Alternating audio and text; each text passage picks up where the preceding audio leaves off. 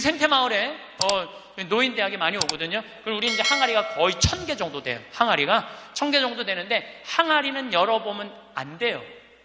그러니까 이제 노인 할머니 한 분이, 내가 들은 얘기야. 할머니 한 분이 와갖고 그 문을 이렇게 걸어두거든요. 근데 문을 열고 들어가더래. 그 항아리 있는 대로. 그래서 봉사자가 할머니 거기 들어가시면 안 돼요. 들은 척도 안 하고 들어가더래. 거기를. 그러더니 이제 항아리를 하나하나 보더래. 그래서 할머니 그 항아리 열어보면 안 돼. 들은 척도 안 하고 항아리를 고무 밴드를 벗기더래. 할머니 그 찍어 먹으면 안 돼요. 들은 척도 안 하고 찍어. 그 항아리 하나 200만 원인데 300만 원인데 그거 하나 저기 막 거기에 부대기 생기면 누가 책임질 건데. 예. 그래서 우리가 나이를 먹어가면 먹어갈수록 상식이 가득 차야 돼요. 나이가 먹을수록 어린아이가 돼가는 경우가 참 많아요. 김창린 필립보 신부님이 나하고 궁합이 제일 잘 맞았던 신부님이에요. 근데 이 신부님은 내가 신학생 때 별명이 호랭이 신부님이에요. 호랭이 신부님. 호랭이 신부님인데 얼마나 무서웠느냐 하면은 미사 딱 문 딱 잠궜어요. 미사 시작하면. 그리고 미사 때 움직이잖아요? 그 자리에서 쫓아냈어요. 나가라고. 미사 때 움직이면은. 조금도 떠드는 걸 못 보셨어요. 조금만. 만약에 애가 뛰어다닌다 그럼 애 3살 4살도 욕을 바가지로 얻어먹어요. 욕을. 그리고 그 엄마는 말할 것도 없고. 하면은 내가 그 신부님 철산성당 보좌 신부로 있을 때인데 미사라는데 꼬마가 저 앞에서부터 오는 거야. 모든 교우들이 얼음이 됐어요. 혼날 거 이제 시작이 되니까. 근데 신부님 딱 미사 다 멈춘 거예요. 얘는 아무것도 모르고 막 3살 4살짜리가 오는 거야. 근데 딱 신부님이 입이 참 북한 분이라 거치세요. 이 애새끼 엄마 누구냐고. 나오라고. 이 거룩한 미사에 이렇게 애새끼를 막 놔두고 이 엄마 나오라고. 근데 진짜 중요한 거는 그 엄마가 끝까지 안 나왔다는 거야. 너무 무서우니까 못 나온 거야. 그래서 누가 데리고 나갔느냐면은 미사 봉사자가 데리고 나간 거예요. 그래서 그 엄마 1년 동안 뭐라고 그랬냐면 저거 엄마이길 포기한 인간이라고. 저기 엄마냐고. 내가 40이 돼서 제일 감사한 것 중에 하나가 미운 사람이 하나도 없는 거예요. 그리고 미운 사람이 없다 보니까 마음에 평화를 많이 찾게 되더라고요. 근데 문제는 마음에 안 드는 놈들은 너무 많아. 근데 여러분들 인생 살면서 모든 사람들이 마음에 들 수 있을까요? 그건 불가능해요. 왜 불가능하냐면은 보수가 있고 진보가 있고 또 정치에 관심이 있는 사람이 있고 정치에 관심이 없는 사람이 있고 환경에 관심이 있는 사람이 있고 인권에 관심이 있는 사람하고 다 달라. 다 달랐는데 어떻게 나하고 생각이 다르다고 미워할 필요까지 있느냐 이거예요. 그냥 네모난 놈은 네모난 대로, 세모나면 세모난 대로, 동그라면 동그란 대로 인정해 주면 돼요. 그리고 제가 40이 들어서 제일 감사한 것 중에 하나가 30대 때는 일일이 다 지적해주고 가르쳐야지 속이 편했는데 40대는 안 그래요. 왜 안 그러느냐면 귀찮아. 그런 거를 일일이 다 신경 쓴다는 것 자체가 귀찮아요. 그런 것까지 신경 쓰고 살 필요가 없는데 뭐하러 그렇게 크고 세세한 것까지 관심을 갖고 사느냐 이거예요. 어제는 이제 수원 우리 두 번째 멘토 신부 성당에 가서 강의를 하게 됐는데 오늘 평화방송 한다고 좀 이렇게 마사지를 받으려고 그랬는데 마사지 예약한 사람이 까먹고 집에 휴가를 가버렸다고 그러더라고요. 그래갖고 이제 직원을 바깥에서 운전하는 직원을 한 30분 정도 기다리는데 그 성균관대학 수원에 성균관대학이 있는 데인데 그 수많은 젊은 여대생들이 지나가더라고요. 그런데 참 슬픈 건지 좋은 건지 모르겠는데 지나만 가지 얼굴이 안 보여. 눈이 이게 침침해갖고요. 이쁜 여자가 안 보여. 이쁜 여자가. 그것도 한편으로는 참 좋다 그런 생각도 들더라고요. 근데 이제 30분을 내가 길에서 기다리다가 직원이 뭐 때문에 잘못돼갖고 늦게 도착을 했는데 내가 딱 탔는데 우리 직원이 그러는 거예요. 지금 왜 신경질을 안 부리세요? 그러더라고요. 근데 부리고는 싶은데 기운이 없어. 신경질 부릴 기운이 없어. 그래서 나이를 먹는 게 좋은 면도 있구나. 사소한 것에 신경이 점점 멀어지는 참 좋은 것도 있구나, 이런 생각이 들어요. 제가 늘 강의 때 말씀드리지만은 우리가 모든 사람 사랑하기 쉽지 않아요. 근데 문제는 동그란 사람들이야. 마음이 예쁜 사람들은 모든 사람 사랑하려고 그래요. 난 그 사람들이 제일 짜증나는 사람들이에요. 모두 사랑하려고 덤비는 사람들. 예수님은 모두 사랑하라고 그런 적이 없어요. 서로 사랑하라고 그랬죠. 이제 모두 사랑하라고 그랬어요. 여러분도 오늘 이후부터 서로 사랑하세요. 우리 인생에는 궁합이 맞는 사람이 있어요. 이거 아주 중요합니다. 나하고 궁합이 맞는 사람이 있어요. 저는 내 인생에 참 궁합 맞는 사람들이 많은 편인데, 내 인생 가장 궁합 잘 맞았던 분은 2012년에 돌아가신 87세에 돌아가신 김창린 필립보 신부님이 나하고 궁합이 제일 잘 맞았던 신부님이에요. 이 신부님은 참 원칙적인 분이세요. 신앙에 애누리가 없는 분이에요. 그리고 내가 보좌 신부 때 이렇게 보면은 판공성사 이제 한참 하잖아요. 그럼 우리 그때는 신자가 14,000명이었어. 그러면은 고해 성사를 주면은 신부님 고해에 들어가면 혼이 나니까 신부님 고해 손 안 들어가는 거예요. 그 내 고해만 나가보면 막 신부님 없어. 그 신부님 기다리다가 딱 나와갖고 이리 와 소리를 질러요. 그럼 저 끝에 있는 사람들이 어쩔 수 없이 가. 신부님 고해서 들어가면 다시 이쪽에 와서 붙는 거야. 내 쪽에 와서. 그래서 내가 하루에 500명씩 성사를 준 적이 있어요. 하루에 500명씩. 그러니까 그렇게 성사를 많이 줘갖고 나중에는 어떤 보좌 신부 때 어떤 병에 걸렸는지 하도 이걸 많이 하다가 이제 한 번은 문을 열고 고해를 듣는데 대답이 없는 거야. 그래서 왜 고해를 안 하냐고 눈을 떠봤더니 내 침대에서 옆에 창문을 열고 이러고 있더라고요. 창문을 열고. 그렇게 무서운 신부님이었는데 참 편안했어요. 그래서 신부님, 내가 평창의 성 필립보 신부님 본명이 필립보예요. 김창린 필립보. 신부님, 나 생태마을 꾸미고 싶다고. 네가 한다면 내가 도와줄게. 그래갖고 신부님이 30억 평생 북한에서 넘어가고 학비 고생을 많이 하고 신학생들 장학금 한다고 신부님 모아둔 거 30억을 내놓으신 거예요. 근데 신부님이 이제 은퇴를 하셨어요. 마지막 11년 동안 내가 모시고 살았어요. 근데 한 번도 서로 큰 소리 얼굴 붉힌 적이 없어요. 그렇게 무서운 신부님인데 한 번도 얼굴을 붉힌 적이 없어요. 신부님하고 에피소드가 너무 많은데, 신부님이 당신 성구가 서로 사랑하라야 내 성구 액자 너한테 줬는데 어디 있느냐고 2년을 괴롭히더라고요. 2년을. 나는 그런 거 본 적 없다. 이놈 새끼, 내가 너한테 성구 줬는데 네가 내 걸 우습게 한다고 욕을 먹었는데, 나중에 알고 보니까 신부님 그 철산성당 사무실에 있었던 거야. 근데 내가 그것 때문에 황당한 게 아니야. 서로 사랑하라는 성구를 내가 찾아서 우리 지금 생태마을에 걸어놨는데 참 기가 막혀요. 서로 사랑하라 그러는데 이렇게 그 뒤에 배경 그림이 뭔지 아세요? 호랑이 2마리가 서로 끌어안고 있는 거야. 한번 생태마을에 오시면 한번 보세요. 하여튼 호랑이. 그런데도 신부님하고 마지막까지 정말로 아버지 아들같이 잘 지냈어요. 근데 이제 신부님이 2월 15일 날 입원하셨는데 이제 한 3개월 보름 정도 했는데, 월요일 날 돌아가실 것 같다고 우리 주교님들 다 모이고 교구청 신부들 다 모여갖고 돌아가신다고 그러는데, 신부님이 안 돌아가시는 거야. 밤 12시가 돼도. 그러니까 주교님 황신부 있을 거지? 우리 각계 교구청의 신부들 우리 각계 다 가고 나만 있는. 돌아가시면 언제 돌아가시나 보는데 새벽 3시까지도 안 돌아가시네? 나는 다음날 강의 있는데. 라고 신부님한테 나 지금 바빠서 간다고. 갔는데 이틀 지났는데 느낌이 이상해. 그래서 부관장 신부한테 네가 나머지 다 해라. 나 아무래도 신부님 돌아가실 것 같다. 그래서 이제 수원 빈센트 병원에 왔어요. 딱 왔는데 신부님이 이틀 동안 혼수 상태에 계시더라고. 그래서 내가 신부님 귀에다가 이렇게 말했어요. 신부님, 이제 가셔라. 신부님 힘든데 신부님도 가셔야지. 신부님도 편안하고 나도 힘들어 죽겠다 왔다 갔다.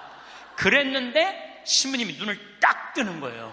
얼마나 놀랬는지 몰라요. 죽으라고 그러는데 눈 뜨니까 얼마나 내가 놀래.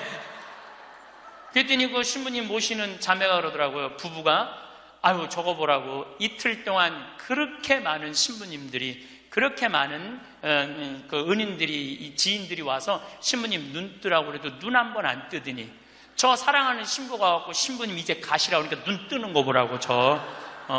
신부님 매일 저를 위한 미사를 하셨거든요. 매일매일. 네. 그래서 내가 이제 신부님한테 그랬죠. 신부님 평생에 내 바람막이 대주시고 나 행복하게 해줘서 너무너무 감사하다고. 나는 사제 생활은 정말로 반은 신부님 때문에 행복하게 살았다고. 여기 이제 내가 그날 다 오라고 그랬거든요. 신부님 지인들 다 눈 한번 마주치라고. 신부 눈 다 마주치시더라고요. 그러더니 나하고 딱 눈을 마주치시면서 돌아가시더라고요. 그래서 신부님이 내 품에서 돌아가셨어. 그러니까 신부님은 나하고 궁합이 맞은 거죠. 그래서 난 그분하고 평생 참 행복하게 살았어요. 여러분들도 마찬가지예요. 여러분들하고 궁합이 맞는 사람이 있어. 근데 이 동그란 사람 얘기, 이제 뭐 내가 옛날에 화가 나십니까에도 말씀드렸지만, 동그란 사람들은 뭐가 있냐면 예수님 사랑하는 마음이 이쁘니까 남 상처 주는 걸 못해. 왜냐하면 예수님한테 미안하니까. 남 상처 주는 걸 못하는 거야. 동그란 사람이 대림절 맞이하고 예수님 성탄 맞이하고 빠마를 탁 했는데 삐죽한 놈이 와서 한마디 해요. 빠마를 왜 그렇게 했어? 얼굴이 떡판 같잖아. 그러면 동그란 사람은요 가슴에서 피가 떨어져요. 안 그래도 얼굴 둥글럽적해갖고 스트레스 받는데 떡판이라고 그러면 얼마나 상처를 입어요. 그런데도 동그란 사람은 그 삐죽한 사람한테 싫은 소리 못해요. 기껏 텐대는 소리가, 그러게 이번에 하다가 보니까 이렇게 나왔네. 다음에 내가 잘할게. 뭘 잘못했다고 다음에 잘한대. 그리고 어디 가서 우느냐면 성당 가서 운다니까요. 여기 있는 분들 많아. 그런 분들, 동그란 분들 많아. 맨날 울면서 상처 입고. 그래서 동그란 사람들 보면 여기에 구멍이 뽕뽕뽕뽕 나인 사람 많아요, 보면은. 그래서 동그란 사람들이랑 상담을 해보면은요, 정말로 겉보기는 예쁜데 상처는 다 받은 사람 많아. 그러니까 동그란 사람은 삐죽한 놈 만나면 안 돼요.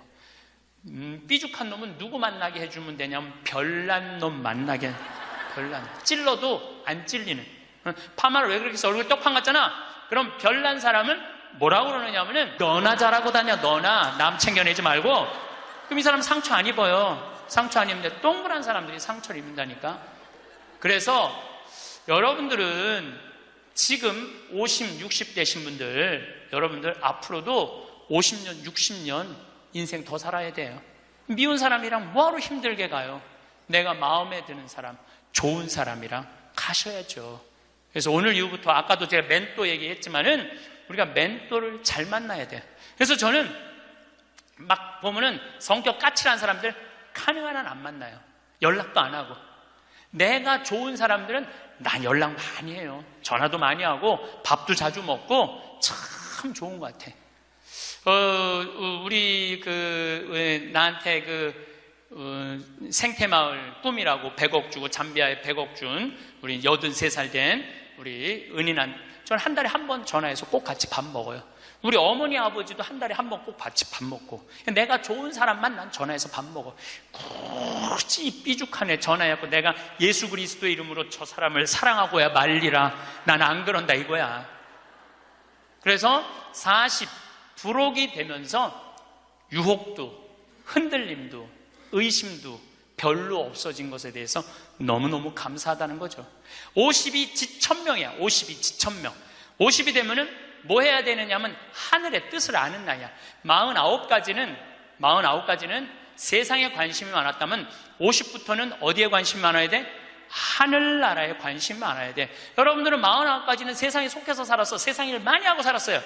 그럼 50부터는 이제 내가 이제 어디 갈 거야? 하늘나라 갈 거 아니야 이제? 이제는 갈 날이 점점 다가오잖아요. 30대 때는 하느님의 이름을 빌려서 내일을 했어요. 30대 때는 어땠냐면 뭐가 진행이 안 되면 성질을 있는 대로 부렸어요. 30대 때는. 근데 요즘은 막 일이 진행이 안 되잖아요. 그럼 딱 내려놔요. 그리고 이렇게 말합니다. 당신이 원하는 게 아니네. 그거 딱 내려놔요. 당신이 원하는 일이면, 하느님 당신이 원하는 일이면 되겠지. 제가 작년에 잠비아에 가갖고 간호대학 수도된 걸 보고 저 사는 맛 사는 멋 삶겨 앉기 책 파는 거 2억 인쇄 내놨다고 그랬잖아요. 그래갖고 교우들한테 1,000만 원씩 30명만 도와달라고 그랬잖아요. 그런데 2월 달에 방송에 나갔는데 4월 마지막 주에 2억 8천이 모인 거야. 2달 만에 2억 8천이. 내가 한번 모금도 나간 적이 없는데 다 전화해서 마지막 토요일에 내가 하느님한테 이렇게 기도했어요. 하느님, 왜 2천만 원이 비냐고. 진짜 그렇게 기도했어요. 진짜. 아니 내가 2억을 내놨으면 당신 3억 내놔야 될 거 아니냐고 그렇게 기도를 했는데 그날 저녁에 종교도 다른 할머니가 나한테 전화했어요. 신부님, 당신이 기도를 하는 중에 내가 돈이 필요할 것 같아갖고 2천만 원 보냈다는 거예요. 2천만 원. 나는 기쁘지 않았어요. 기쁘지 않았어. 왜 기쁘지 않았냐면 너무 놀랐어요. 하느님이 다 듣고 하느님 왜 2천만 원이 비냐고 그랬더니 그 저녁에 2천만 원을 채워주셨으니 여러분들 기쁠 것 같아요? 무서울 것 같아요? 무섭죠. 와. 그래서 예수님이 너희들 많은 말 하지 말아라. 아버지가 너희가 필요한 것을 다 알고 계신다. 그래서 내가 기도를 안 한다니까요. 내가 기도를 안 해요. 내가 잠비아에 농업대학 세울까? 그랬더니 100억 갖다 줬잖아요. 그래갖고 농업대학 부지가 필요한데 그랬더니 1000만 평 대통령이 줬잖아요. 어떻게 기도를 해? 생각만 해도 하느님이 이렇게 쏟아주는데 기도까지 해주면 나는 죽어. 이거 기도까지. 근데 나는 어떤 믿음이 있느냐 하면 지천명 하늘의 뜻을 알아요. 하느님이 원하는 일이면 된다. 네. 그리고 이제 잠비아에 제가 이제 4년을 다니면서 돈도 많이 이제 그 신학교 잠비아를 쭉 다녔는데 내가 너무너무 놀란 거는 잠비아의 신자가 500만 명이에요. 그리고 내가 다니고 있는 은돌라 교구는 신자가 100만 명이야. 100만 명. 근데 신학교가 없는 거야. 잠비아의 신학생은 지금 480명이 있대요. 근데 기숙사가 없는 거야. 1, 2학년이 철학과 이렇게 다니고 이상하게 하여튼 신학 과정이 있더라고. 그래서 은돌라 교구의 반달 주교님께서 나한테 요청이 왔어요. 우리 여기 잠비아에 신학교를 좀 줘달라고. 근데 그 신학교 짓는 거 어렵잖아. 땅 이미 1000만 평 있고 10억이면 신학교 짓거든요. 10억이면 벌써 100억 기증 받았고 나는 농업대학만 할 생각을 했지 그 신학교 줘줄 생각을 안 했거든요. 근데 생각해보니까 이거 신학교 짓는 거 이게 정말로 의미 있는 일이구나. 이게 누구의 뜻이냐? 1000명이라는 거야. 하느님의 뜻이구나. 그래서 요즘 이제 신학교를 이제 설계를 다 끝냈어요. 신학교 설계도 다 끝났어. 그래갖고 짓는데 이제 반달 주교님이 지난 10월 달에 한국에 들어오셨어요. 근데 또 마침 우리 수원교구의 이용훈 주교님께서 그러면은 저도 그렇죠. 우리 수원교구 주교님 이름으로 책임지고 끝까지 져주기로 두 주교님께서 사인을 딱 했어. 내가 그걸 보면서 그래 하느님이 이렇게 역사하시는구나 그런 걸 느끼면서 내 일을 하는 게 아니라 이제 누구 일을 해? 하느님의 일을 해. 하느님의 일을 하니까 내가 책임질 필요 있어요 없어요? 없어. 누가 책임져야 돼? 하느님이 책임져야 돼. 그야말로 내 기도는 배째라야. 줄래면 주고 말래면 말아라. 그런데 잠비아에 이번에 미국 교우들이 20명이 따라왔어요. 그런데 참 그 사연이 기가 막히더라고요. 딸이 수의학과 다니다가 교통사고로 죽은 거야. 보나라는 아이인데 24살인가 6살에. 근데 그 딸 생일날 잠비아에서 보나 샘이라고 샘을 판 거예요. 근데 그분들이 그 주교님을 만나더니 우리도 잠비아에 신학교 짓는데 자기네들이 가능한 한 100만 달러 다 모아보겠다는 거예요. 이게 그러니까 내가 그런 일을 저지르는 게 아니라 하느님이 알아서 하는 거야. 나는 뭐만 해? 심부름만 하는 거야. 또한 아버지 앞에 나와 봉사하게 하시니 감사하나이다. 여러분들 여기 50대신 분들, 50 넘으신 분들 아직도 세상 것에 연연하고 매달린다면 언제 1000명 하늘의 뜻을 알 거예요. 이제 이 세상 돌아가는 삼라만상 이치 다 할 나이 아니에요. 50이 되면은. 그렇다면은 내가 이 세상에서 하나라도 더 가지고 끝나는 게 아니고 이 세상에서 하느님 보시기 좋은 일을 하고 가는 게 중요하다는 거예요. 욕심을 버리시면은요 여러분들 마음 안에 기쁨이 있어. 62순이라고 해. 62순. 이순이라는 건 뭐냐면 60이 되면 귀가 편안해야 되는 나이에요. 60. 화가 나지 말아야 돼. 누가 내 욕을 해도 화가 나지 말아야 돼. 근데 60대 분들 막 누가 내 욕을 해. 그럼 뭐라 그래? 나를 내가 산전수전 다 겪었는데 날 뭘로 보고 내 욕을 해? 내가 이놈을 뻔때를 보여주리라. 이때부터는 나이를 헛먹는 거예요. 누가 내 욕을 해도 화가 나지 말아야 돼. 내 커피숍 하는 친구가 있어. 이 친구가 해준 얘기예요. 무슨 얘기냐면은 1시에 자기 커피숍에 60 먹은 아줌마 10명이 들어오더래요. 그래갖고 야, 커피 한 잔이 6,000원, 7,000원이니까 한 7만 원 버나 보다. 근데 아줌마들이 딱 들어와서 한다는 소리가 우리가 지금 대모임을 해갖고 밥을 많이 먹어갖고 패가 불러서 3잔만 시키겠다고. 3잔만 시키겠다고. 그래서 3잔만 시키더래요. 10명이 상 3개 딱 차려 해갖고. 그랬더니 요즘 리필이 다 되잖아요. 한참 먹더니 또 있더니 와서 리필해달라고 그러더래. 리필. 또 그 큰 컵에다 리필을 다 해준 거야. 그랬더니 다시 오더니 그러더래요. 이거 우리 귀양 리필해준 거 우리 나눠 먹게 잔 좀 더 달라고. 그래갖고 1시부터 3시까지 10명이 3잔 시켜서 온갖 수다 그냥 다 박장대소하고 막 깔깔거리면서 3잔 값을 내고 나가더래요. 너무 가슴이 아프더래요. 왜냐하면은 전기세도 있고 자리세도 있고 월세도 내야 되는데 저 아줌마들 10명이 들어와서 3잔만 시켜서 먹고 나가 얼마나 가슴이 아픈지 몰라요. 여러분들 돈이 없으면은 막심 골드 그 150원이야. 스틱 커피 그거 10개 사면 1,500원이야. 그럼 보온병 사다가 종이컵 사다가 종이컵은 안 되지만은 그냥 그 앞에 공원이거든. 그거 먹으면 되지. 왜 그 남의 상처를 이걸 뭐라고 하냐면은 나이값도 못한다고 그러는 거야. 늙으려면 어떻게 늙어? 곱게 늙어. 늙으려면 곱게 늙어야 돼. 나이를 먹으려면은 제대로 먹어야 된다는 거예요. 나는 그래서 우리 직원들 장 보러 나갈 때 절대 못 깎게 해요. 돈 못 깎게.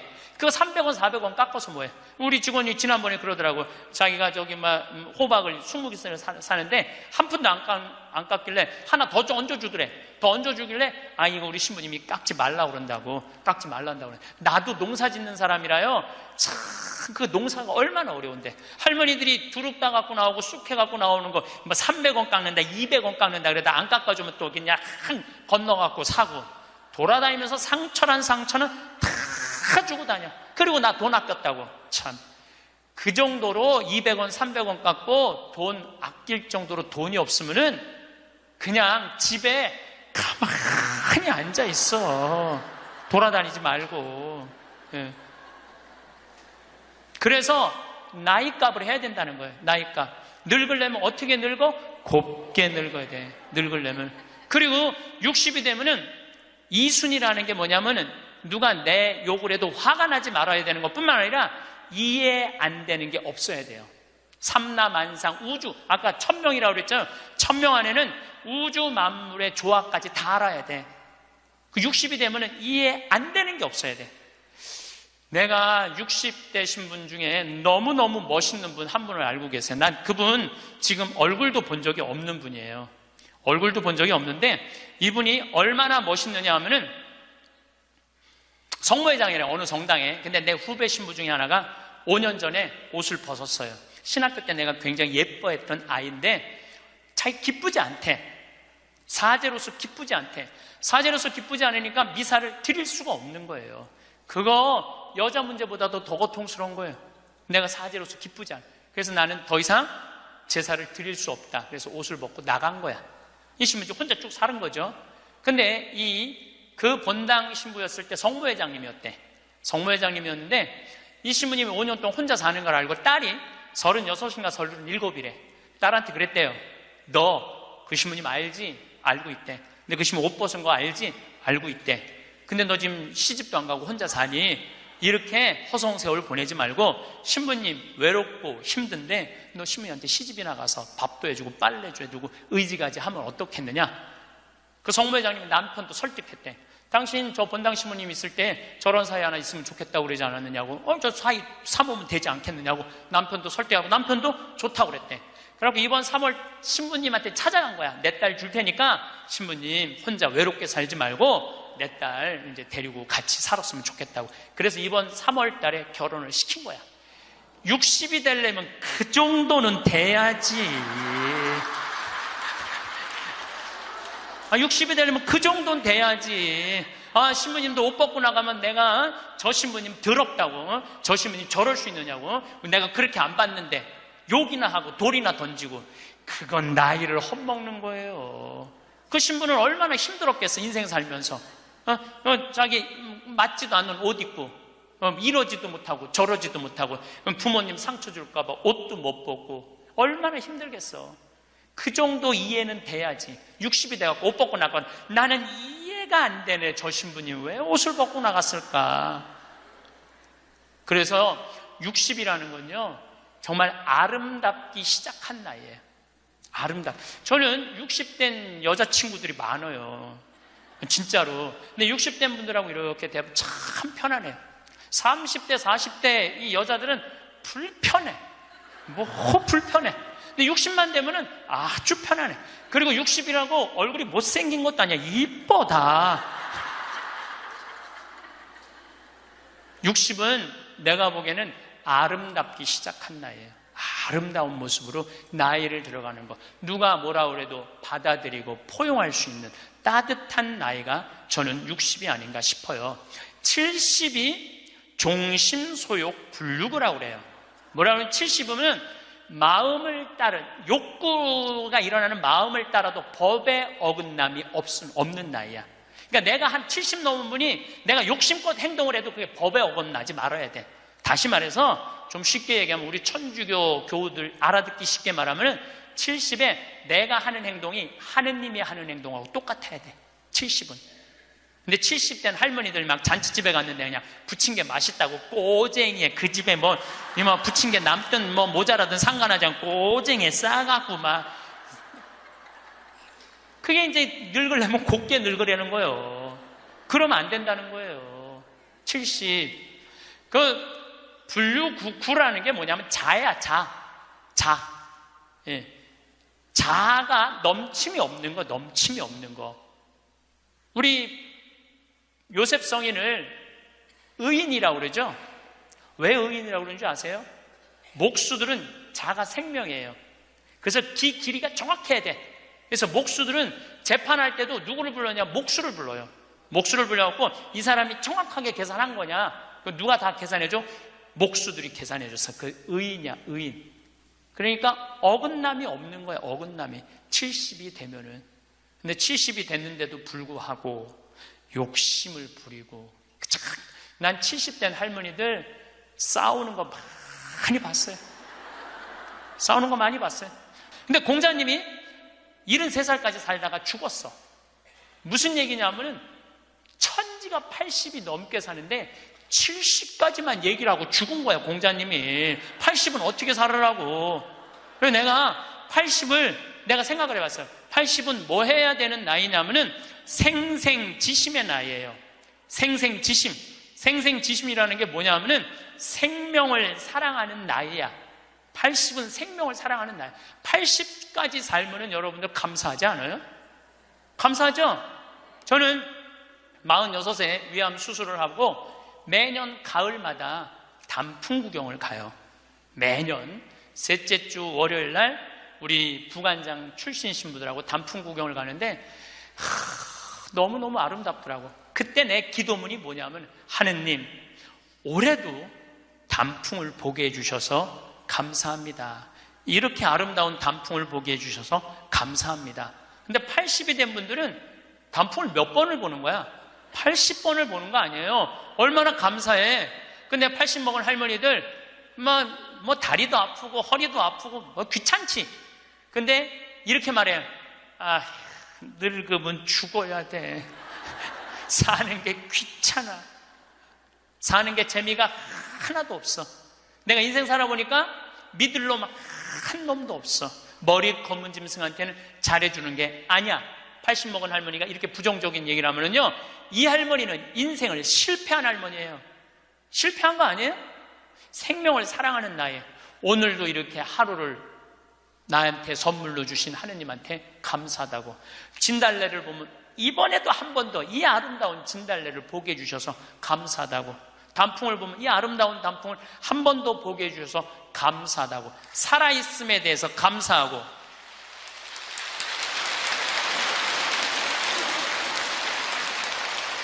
생명에 대해서 사랑하는 마음. 예. 저는 우리 요즘 대리임 때 우리 직원들 마니또를 해요. 작년에 느닷없이 마니또를 하자고 그러더라고요. 그래서 이제 쭉 뽑았어. 우리 직원이 40명인데 나는 이제 60 먹은 형제가 뽑혔어요. 근데 한 달 동안 그 형제만을 위해서 기도한다는 게 좀 그렇더라고요. 왜냐하면 내가 40명의 목자인데, 그래서 내가 매일 한 명씩 이름을 부어서 묵주기도 5단을 해줬어요. 나는 어떤 신념이 있느냐면 하루에 묵주기도 기도 5단 이상 하면 안 된다는 신념이 있어요.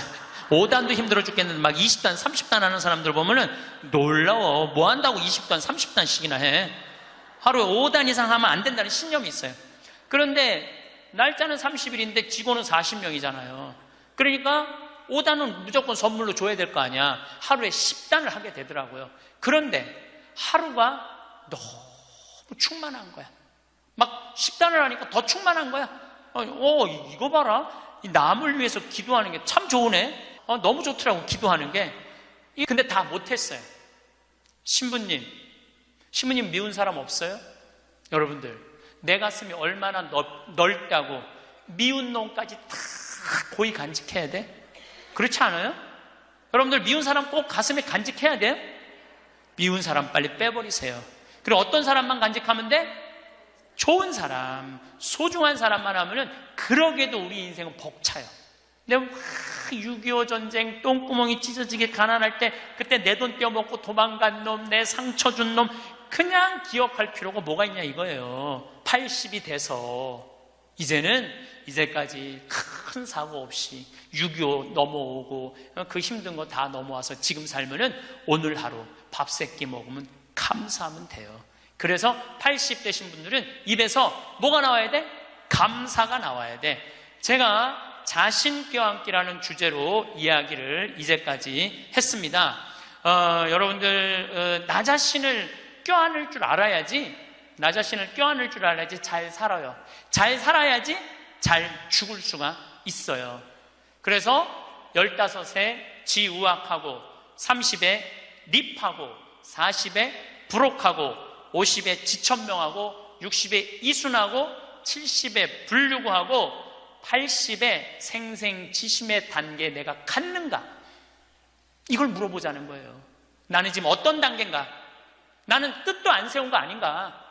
뜻도 안 세우고 공부도 안 하고 또 내가 섰다면은 어떻게 살아가야 될 것인가? 쓴 사람으로서.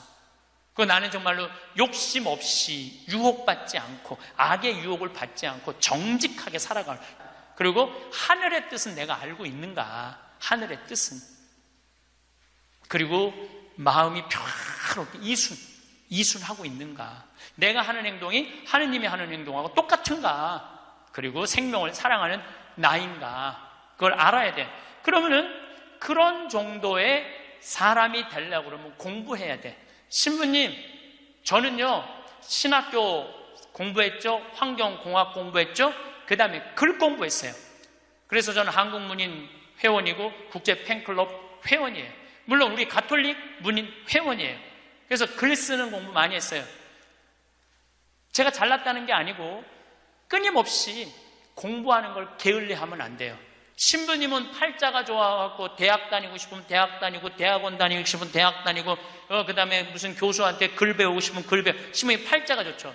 여러분들, 내가 팔자가 좋은 게 아니에요. 여러분들도 얼마든지 배울 수가 있어. 내가 지금 왜 이 핸드폰을 들고 왔다 갔다 하느냐면은 여기에 대학이 들어있어요. 여기 유튜브를 통해서 모든 교수들 강의를 다 들을 수 있어요. 주옥 같은 강의가 다 들어있어요. 역사를 배우고 싶으면 역사를 치면 나오고, 철학을 배우고 싶으면 철학을 나오고, 성서를 치면 성서가 나오고, 그냥 너무너무 많아. 여기 휴대폰에 이거 맨날 메시지하고 전화 받는 걸로 하지 말고, 신부님 이거 어떻게 찾아요? 손자들한테 해달라고 그래. 손자들한테 이렇게 얘기하세요. 그게 손자들 교육이에요. 얘야, 나 소크라테스 변론이라는 거 듣고 싶은데, 변론이라는 걸 듣고 싶은데 이거 좀 내가 누르면 바로 나오게 해줘라. 그럼 걔 그거 찾아서 걔도 공부해. 맨날 게임만 하다가 할머니가 이거 좀 깔아달라고 그러면 걔 기가 막히게 깔아줘요. 누르면 나와. 누르면 막 결국은 내가 서야 돼. 내가 깨우쳐야 돼. 배우고 익히니 이 또한 기쁘지 아니한가? 라는 우리 공자님 말씀대로 저는 여러분들이 공부했으면 좋겠어요. 공부를 하면은요, 소크라테스 말씀처럼 지식은 덕으로 가고 덕은 곧 행복으로 이어진다는 거예요. 그래서 우리 교우들 열심히 공부하셔서 조금 더 성숙한 사람으로 변화돼 나갔으면 좋겠어요. 오늘은 나이 들수록 외모가 중요한 이유에 대해 말씀드리겠습니다. 외모 관리도 부지런히 하셔서 품격 있는 노후 생활을 영위하시길 바랍니다. 부티보다 귀티나게 외모에도 신경 쓰라. 외모도 중요하고 실력도 중요하다. 나는 도덕적 문제와 관련해서는 사람들의 말을 크게 믿지 않는다.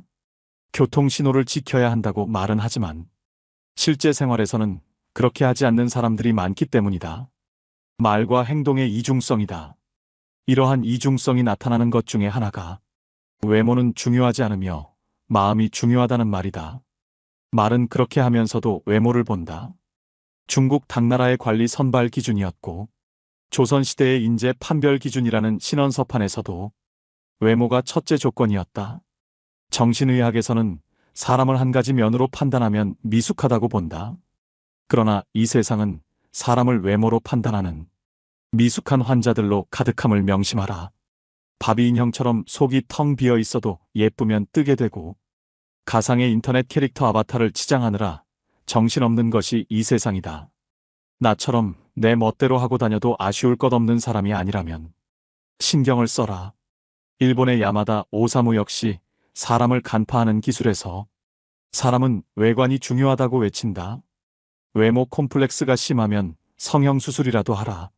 올 2월 21일자 월스트리트 저널에서 한국 여성들의 성형수술 풍조를 조롱하였다고 분개하는가. 웃긴 기사이다. 미국은 훨씬 더하다. 1996년 미국 격주간지 포춘은 미국 남성들이 외모에 쓰는 비용만 연 12조 원이라고 했다. 미국 피츠버그 대학 조사에 의하면 키가 188cm 이상인 남자들은 183cm 미만인 남자들보다 12.4% 더 많이 번다. 키높이 구두를 신어라. 94년 아메리칸 이코노믹 리뷰에 실린 연구조사에 따르면 능력이 같아도 잘생긴 사람은 못생긴 사람보다 임금을 10% 더 받는다. 똑같은 죄인일지라도 미녀는 무죄를 받을 확률이 더 높다는 미국 자료도 있다. 정신병동 같은 이 세상에서 살고 있는 한 변신하라. 의사 전달 효과 역시 55%는 몸짓 표정과 시선에 의존하며 38%는 목소리 톤에 그리고 7%만이 발표 내용에 의존한다고 한다. 머리 손질과 의상, 말투로도 당신은 변할 수 있다. 이때 부티를 내지 말고 귀티가 나도록 하라. 졸부처럼 돈과 상표만 걸치지 말고 귀족적 세련됨을 갖추라. 그것은 온몸에서 퍼져나온다. 전화 음성이나 운전 습관, 의상 코디에서도 귀티가 나오게 하라. 그것이 진짜 매력이다. 외모가 주는 이점은 남들보다 앞선 출발선에 설 수 있다는 것이다. 물론 당신을 질주하게 하는 것은 궁극적으로 실력이다. 외모만 믿고 능력 개발을 등한시하면 생명이 결코 길지 않다. 외모에 자신이 전혀 없다고 그렇다고 좌절하지 말고 실력을 2배로 길러라. 이 세상은 당신이 넘어지면 잔인하게 짓밟고 지나가지만 당신의 일어서면 우러러 본다는 사실을 명심하라. 찰스 왕세자가 왜 젊고 아름다운 다이애나를 좋아했다가 턱주름 가득한 파커볼스를 사랑하는지도 한 번쯤 생각해보라. 빨리 부자가 되려면 부자들 마음을 읽어라. 부자가 원하는 것을 알아라. 부자가 된다는 것은 다른 사람들의 주머니에 있는 돈이 그들의 자발적 의사로 당신 주머니 속으로 들어와 쌓인다는 뜻이다. 만약 흉기를 들면 강도가 되는 것이고 속임수를 쓰면 사기꾼이 되며 연고에 호소하면 상대와의 친분을 이용하는 것이 된다. 시인 김용택은 세상의 길가에서 내 가난함으로 세상의 어딘가에서 누군가가 배부릅니다 하고 노래했지만 내 생각은 다르다. 내가 부자가 된다고 해서 가난한 사람들이 늘어나지는 않는다. 강도 사기, 연고, 판매처럼 다른 사람에게 손해를 끼치면서 돈을 모으는 방식으로는 결코 큰 돈을 모을 수 없기 때문이다. 사람들이 기쁜 마음으로 당신에게 지불하도록 만들어야만 부자가 된다. 어떤 나라에서든 20%도 안 되는 부자들이 80%의 돈을 소유하고 있다. 빨리 부자가 되려면 부자들과 주머니를 공유하는 방법이 좋다. 부자들이 흔쾌하게 당신에게 지불하고 싶어 한다면 당신은 훨씬 쉽게 부자가 될 수 있지 않을까? 어떤 사람들은 가난하고 무지한 사람들을 노린다. 가난한 자들에게 이상한 건강식품을 고가로 팔거나 사기성 투자를 유도하여 돈을 벌려는 사람들이여. 벼룩의 간을 빼먹는 짓은 하지 말라. 그래 보았자 벼룩의 간을 먹은 벼룩밖에 안 된다. 어쩌다 사업이 잘 된다 해도 악질 사장 물러나라는 직원들의 비난을 피하기 힘들다. 부자들과 주머니를 공유하고 싶다면 그들의 마음을 알아야 한다. 부자들이 원하는 것은 무엇일까? 가난한 동네에서는 땅 모양이나 전망 일조권이 문제가 되지 않는다. 먹고 살기 바쁜데 가격이 싸고 방을 많이 만들 수 있다면 최고다. 부자 동네에서는 얼마나 집의 모양이 잘 나오고 이웃에는 누가 살고 있으며 햇볕이 잘 들고 전방이 좋은지 등이 중요시된다. 같은 크기의 대형 아파트라고 할지라도 작은 평형이 섞여 있으면 가격이 낮게 형성된다. 그저 강이 보인다는 이유 하나만으로도 몇억 원을 더 지불하는 사람들이 부자들이다. 이처럼 실용성이 아닌 다른 요소들이 가격을 결정한다. 한때 일본 자동차들은 고급차로서의 이미지가 없었다. 약 15년 전 토요타 자동차의 회장은 젊은 엔지니어 10명을 뽑아서 특명을 내린다. 앞으로 1년간 미국에 가서 놀아라. 회사에서 준비한 호텔은 보통의 일본인들은 꿈도 꾸지 못할 최고급이었고 음식이나 자동차도 최고급이었다. 그들이 1년을 호합한 생활을 하며 놀고 오자 회장이 말했다. 이제 백만장자가 어떻게 사는지 알았는가? 그 백만장자들이 타고 싶어할 차를 만들어라. 이렇게 해서 등장한 렉서스는 미국의 고급차 시장에서 데이트를 친다. 부자들이 원하는 것을 알아라.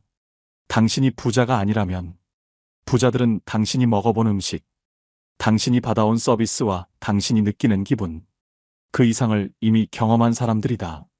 당신에게 괜찮아 보이는 수준 정도라면 그들이 지갑을 열 까닭이 없다. 목돈 빌려줄 땐 친구라도 냉철하게. 나는 내게 무엇인가 팔러 오는 친구들에게 물건을 산 적이 거의 없다. 친구를 돕는다고 내게 필요 없는 물건을 사게 되면 그 물건을 볼 때마다 속상해진다. 내게 필요한 물건일지라도 다른 곳에서 더 싸게 살 수 있는 물건을 친구를 돕는다는 미명하에 구입하게 되면 그 친구는 자신이 경쟁력이 없음을 계속 인식하지 못할 것이고 나는 현명하지 못한 구매를 한 것이 되고 만다. 내가 택한 대안은 형편이 어려운 친구에게 물건 판매 수당 이상의 현금을 주는 것이었는데 보통 100만 원이었다. 조건은 나중에 돈을 벌면 다른 어려운 친구를 도우라는 것이다. 대신 나는 밥 한 끼도 사주지 않는다. 문제는 목돈을 빌려달라는 경우다. 친구와는 돈 거래를 하지 말라고 하지만 살다 보면 돈 거래가 없을 수 없다. 20대의 돈 거래는 액수는 작으나 친구를 가려내는 시금석이 되기에 나는 권장한다. 20대의 친구에게 몇십만 원을 잃었다면 40대에 몇천만 원을 잃을 뻔한 것을 액땜한 것이다.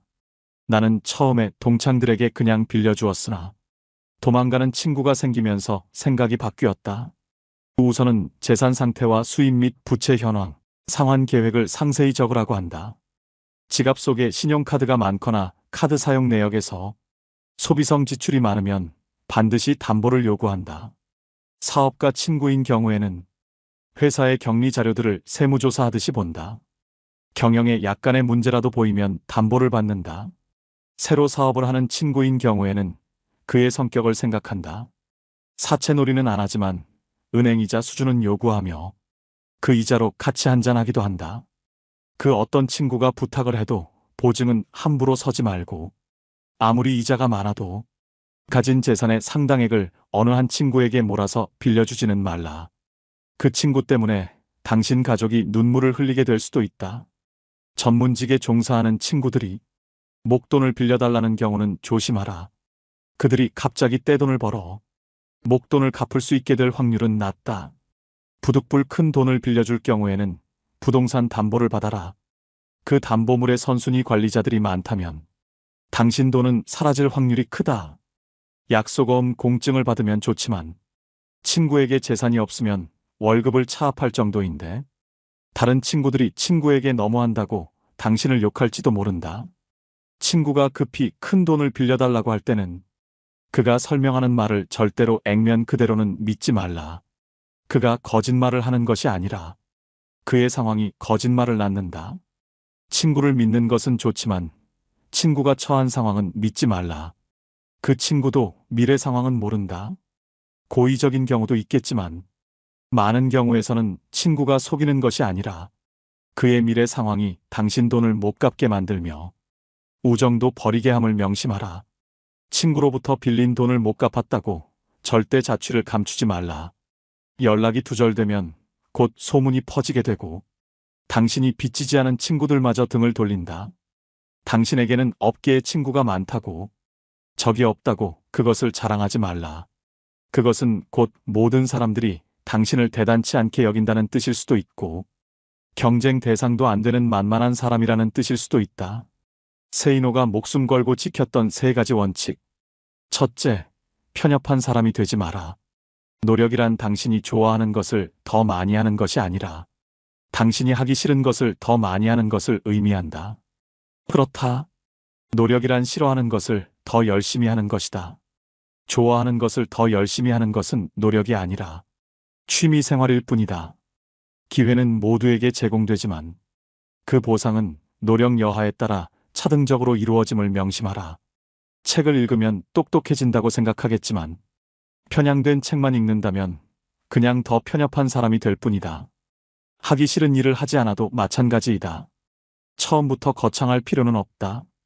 일단 시작하라. 둘째, 지금 모습으로 미래를 단정짓지 마라. 지금 상황이 이러하므로 5년 후, 10년 후에도 이러할 것이기에 희망이 없다고 단정짓는 것은 옳지 않다. 점쟁이도 자신의 미래를 모르는데 어떻게 감히 신의 영역의 미래를 스스로 투시하고 미리 계산할 수 있단 말인가. 부자가 되려면 미래방 정식에 지금 처지를 대입하면 절대 안 된다. 내 월급으로는 평생 서울에 집 한 채 못 사겠네. 이렇게 단정짓지 마라. 부자가 되려면 현재로 미래를 단정짓는 게 아니라 원하는 미래로 나를 맞춰 나가야 하는 것이다. 그리고 진짜 부자들의 생각과 마음을 배워라. 부자는 돈독이 올라서 부자가 된 사람들이 아니다. 어떤 일을 하든 간에 시간과 노력을 아낌없이 투자하여 다른 사람들보다 경쟁력을 가질 때 부자가 태어나는 것이다. 그들은 그 과정에서 환희를 느끼며 살아온 사람들이며 당신의 생각과는 달리 전혀 불행하지도 않고 도둑놈도 아니다. 노력한 만큼 보상받는 게 세상의 이치이다. 부자가 되려면 돈을 쉽게 얻길 바라는 도둑놈 신보부터 버려야 한다. 셋째, 원인은 자신에게서 찾아라. 실패한 자들의 핑계는 길고 긴 레퍼토리를 이룬다. 명심하라. 성공한 자들은 어떤 일이 잘못되면 그 책임과 원인을 자신에게서 찾는다. 절대 세상 속에서 핑계를 찾지 않는다는 말이다. 지금의 실패를 남 탓으로 돌리는 사람은 다음에도 남에 의해서 똑같은 실패를 겪게 될 것이다. 남 탓을 한다는 건 다른 사람이 나의 인생을 결정한다고 인정한 것이다. 내 인생을 남에게 휘둘리지 마라. 일어난 문제가 나의 책임일 때 그 문제를 해결할 수 있는 것이다. 천재들의 이야기에 주눅들 필요는 없다. 돈을 번다는 것은 다른 보통 사람들과의 게임이지 당신보다 크게 잘난 사람과의 게임이 아니다. 그저 우리는 우리가 속한 분야에서 다른 보통 사람들과 경쟁하여 이기면 되는 것일 뿐이다. 그들이 놀 때 놀지 말고 그들이 잠잘 때 덜 자고 그들이 쓸 때 덜 쓰며 경쟁력을 기르고 목돈을 준비하라. 그 후에 기회를 찾아라. 다들 부자가 되면 좋겠다고 말은 하지만 정말 부자가 되려고 노력하는 사람들은 없다. 내가 어느 직원을 사람 하나는 좋다고 말한다면 그가 일은 지독히 못한다는 뜻이다. 76세 고령의 경영자 호리바 마사오 역시 일 잘하는 사람, 일 못하는 사람에서 적이 없는 사람을 무능의 대명사로 부른다. 예수에게도 적이 무수히 많았다. 승자에게는 적이 많고 패자에게는 친구가 많은 법이다. 어느 나라에서 정치나 경제가 제대로 굴러가지 못한다면 그 이유는 정치인들이 적을 만들지 않으려고 하고 인기와 영합하여 욕을 먹으려 들지 않기 때문이다. 말이 통하지 않을 땐 침묵하라. 말이 통하지 않는 사람이 있음을 인정하라. 살다 보면 여러 가지 갈등으로 인해 마주치기조차 싫은 사람들이 주변에 생기게 마련이다. 이런 경우 서로가 마음을 열고 대화를 해야 한다고 말하지만 아무리 얘기를 나눠도 매듭이 풀리지 않거나 대화 자체가 이루어질 수 없는 경우가 발생한다. 왜 이런 상황이 발생하는 것일까? 인간관계에서 갈등이 생겼을 때 사람들의 반응을 나는 4가지 유형으로 구분한다. 첫째는 갈등이란 있을 수 없다고 생각하는 형이다. 문제 자체를 없었던 것으로 하자고 하면서 좋은 게 좋은 거 아니냐는 식으로 덮어버리려고 한다. 대부분의 문제를 사소하다고 여기고 보다 더 큰 명분, 이를테면 화합, 사랑, 애국 같은 명제 밑에 모이라고 한다. 싸운 학생들을 억지로 악수하게 하는 선생도 이 경우에 속한다. 부모는 자식들 간의 갈등을 주로 이런 식으로 해결하려고 한다. 표면적으로는 갈등을 제거한 듯 보이지만 안에서는 계속 골마간다. 둘째는 문제의 본질과는 상관없는 권위나 지위에 의존하는 형이다. 문제를 일으킨 사람이 윗사람일 경우 주로 나이가 몇 살이냐, 어떻게 대들 수 있느냐는 식으로 말한다. 아랫사람이 잘못을 저질러 윗사람에게 야단을 맞았을 때 어떻게 그렇게 비인간적으로 야단칠 수 있느냐는 식으로 윗사람을 오히려 비난하는 경우 역시 이 부류에 속한다.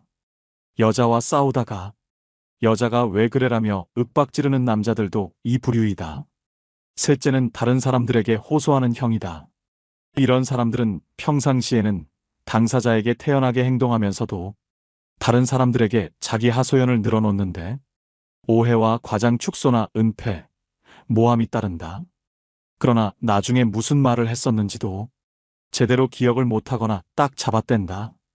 당사자와 직접 이야기하는 경우는 드물며 오해가 풀어져도 사과하거나 반성하지 않는다. 다중인격적인 면모를 갖고 있으며 가장 멀리해야 할 대상에 속한다. 넷째는 책임을 밝히려고 하는 형이다. 보통 사람들은 입으로 직접 거론하기 힘들어하는 것들도 거침없이 끄집어내어 밝히고자 한다. 연장자들을 당황하게 만들며 상대방에게 서운한 혹은 괘씸함을 안겨주기도 한다. 자기 주관에 따른 이분법적 사고가 강하다. 자식에게 우리 대화하자고 해놓고 자식이 무슨 말을 하면 오히려 야단을 치고 그래서 자식이 침묵하면 이제는 말을 안 한다고 야단치는 부모도 이 유형에 속한다. 이러한 유형들은 누구에게나 조금씩 섞여 있으나 갈등이 발생하게 되면 어느 한 유형이 집중적으로 표출된다. 갈등에 대한 유형들이 서로 다를 경우에는 어느 한쪽이 백기를 들어야 화해가 이루어지지만 표면적인 것에 불과하다. 누군가와 갈등이 있다면 자신과 상대방의 논리 유형을 파악하라. 서로 다른 유형이라면 차라리 더 이상 만나지 말거나 그것이 어려우면 침묵하는 것이 서로를 위해 좋다.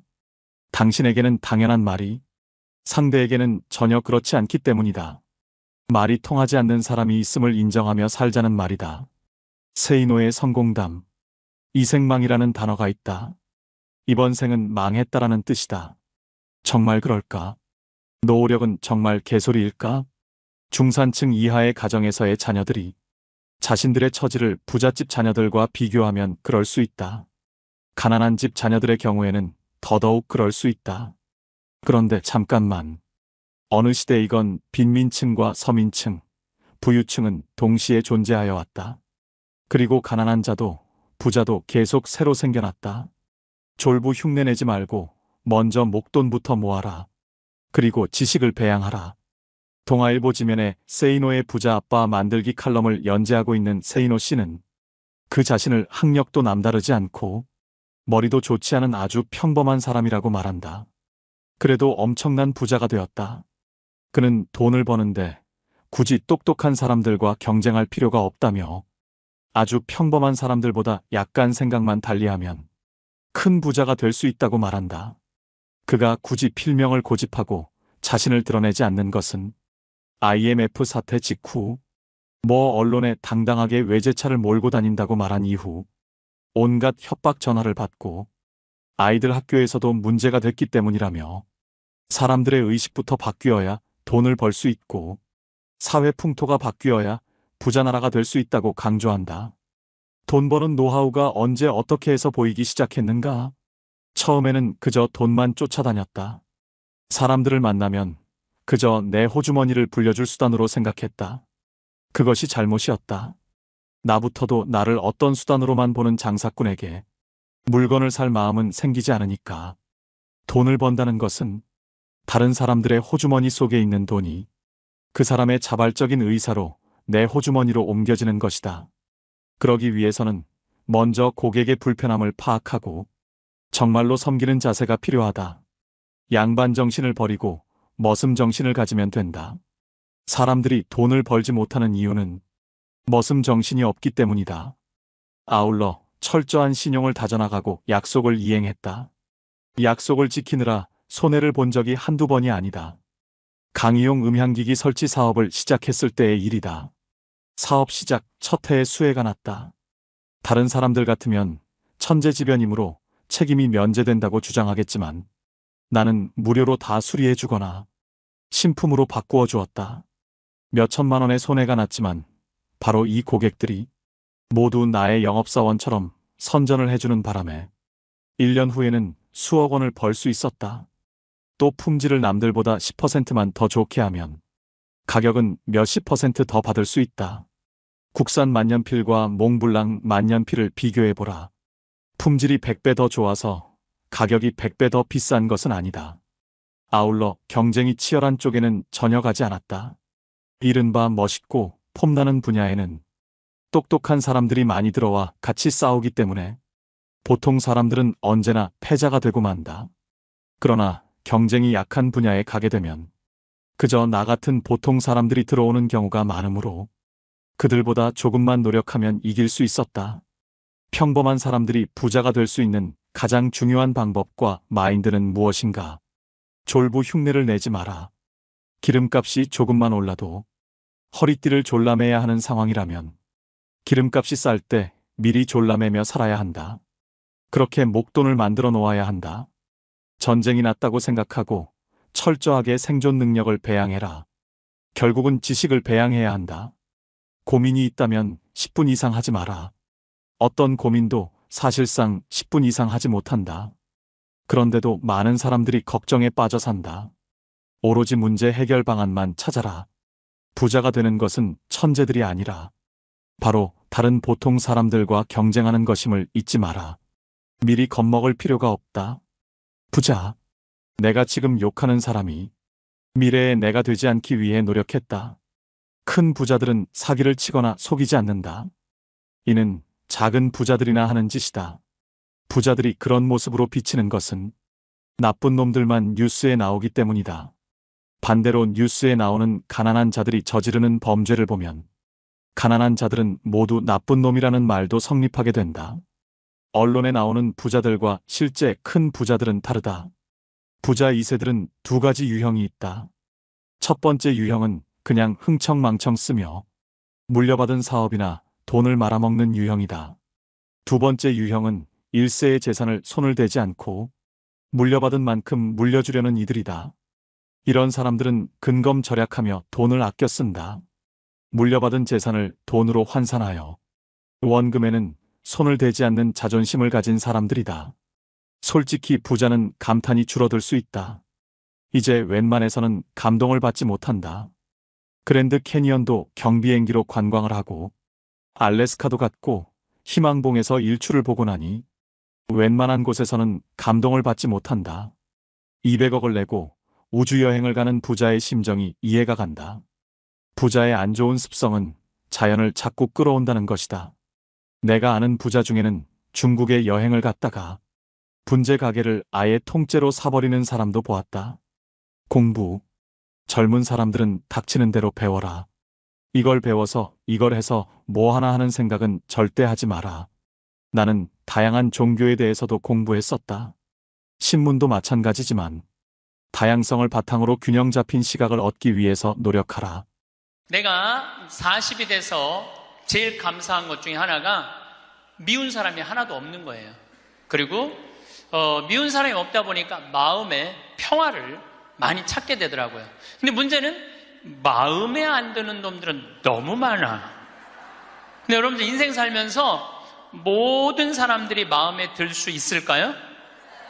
그건 불가능해요. 왜 불가능하냐면은 보수가 있고 진보가 있고 또 정치에 관심이 있는 사람이 있고 정치에 관심이 없는 사람이 있고 환경에 관심이 있는 사람이 있고 인권에 관심이 있는 사람이 다 달라. 다 달랐는데 어떻게 나하고 생각이 다르다고 미워할 필요까지 있느냐 이거예요. 그냥 네모난 놈은 네모난 대로, 세모나면 세모난 대로, 동그라면 동그란 대로 인정해 주면 돼요. 그리고 제가 40이 들어서 제일 감사한 것 중에 하나가 30대 때는 일일이 다 지적해주고 가르쳐야지 속이 편했는데 40대는 안 그래요. 왜 안 그러느냐면 귀찮아. 그런 거를 일일이 다 신경 쓴다는 것 자체가 귀찮아요. 그런 것까지 신경 쓰고 살 필요가 없는데 뭐하러 그렇게 크고 세세한 것까지 관심을 갖고 사느냐 이거예요. 어제는 이제 수원 우리 내 두 번째 멘토 신부 성당에 가서 강의를 하게 됐는데 오늘 평화방송 한다고 좀 이렇게 마사지를 받으려고 그랬는데 마사지 예약한 사람이 까먹고 집에 휴가를 가버렸다고 그러더라고요. 그래갖고 이제 직원을 바깥에서 내 운전하는 직원을 한 30분 정도 기다리는데 그 성균관대학 수원에 성균관대학이 있는 데인데 그 수많은 젊은 여대생들이 확 지나가더라고요. 그런데 참 슬픈 건지 좋은 건지 모르겠는데 지나만 가지 얼굴이 안 보여. 눈이 이게 침침해갖고요. 이쁜 여자가 안 보여. 이쁜 여자가. 그것도 한편으로는 참 좋다 그런 생각도 들더라고요. 근데 이제 30분을 내가 길에서 기다리다가 직원이 뭐 때문에 잘못돼갖고 늦게 도착을 했는데 내가 딱 탔는데 우리 직원이 그러는 거예요. 지금 왜 신경질을 안 부리세요? 그러더라고요. 근데 부리고는 싶은데 기운이 없어. 신경질 부릴 기운이 없어. 그래서 나이를 먹는 게 좋은 면도 있구나. 사소한 것에 신경이 점점 멀어지는 참 좋은 것도 있구나 이런 생각이 들어요. 제가 늘 강의 때 말씀드리지만은 우리가 모든 사람 사랑하기 쉽지 않아요. 근데 문제는 동그란 사람들이야. 마음이 예쁜 사람들은 모든 사람 사랑하려고 그래요. 난 그 사람들이 제일 짜증나는 사람들이에요. 모두 사랑하려고 덤비는 사람들. 예수님은 모두 사랑하라고 그런 적이 없어요. 서로 사랑하라고 그랬죠. 근데 모두 사랑하라고 그랬어요. 여러분도 오늘 이후부터 서로 사랑하세요. 우리 인생에는 궁합이 맞는 사람이 있어요.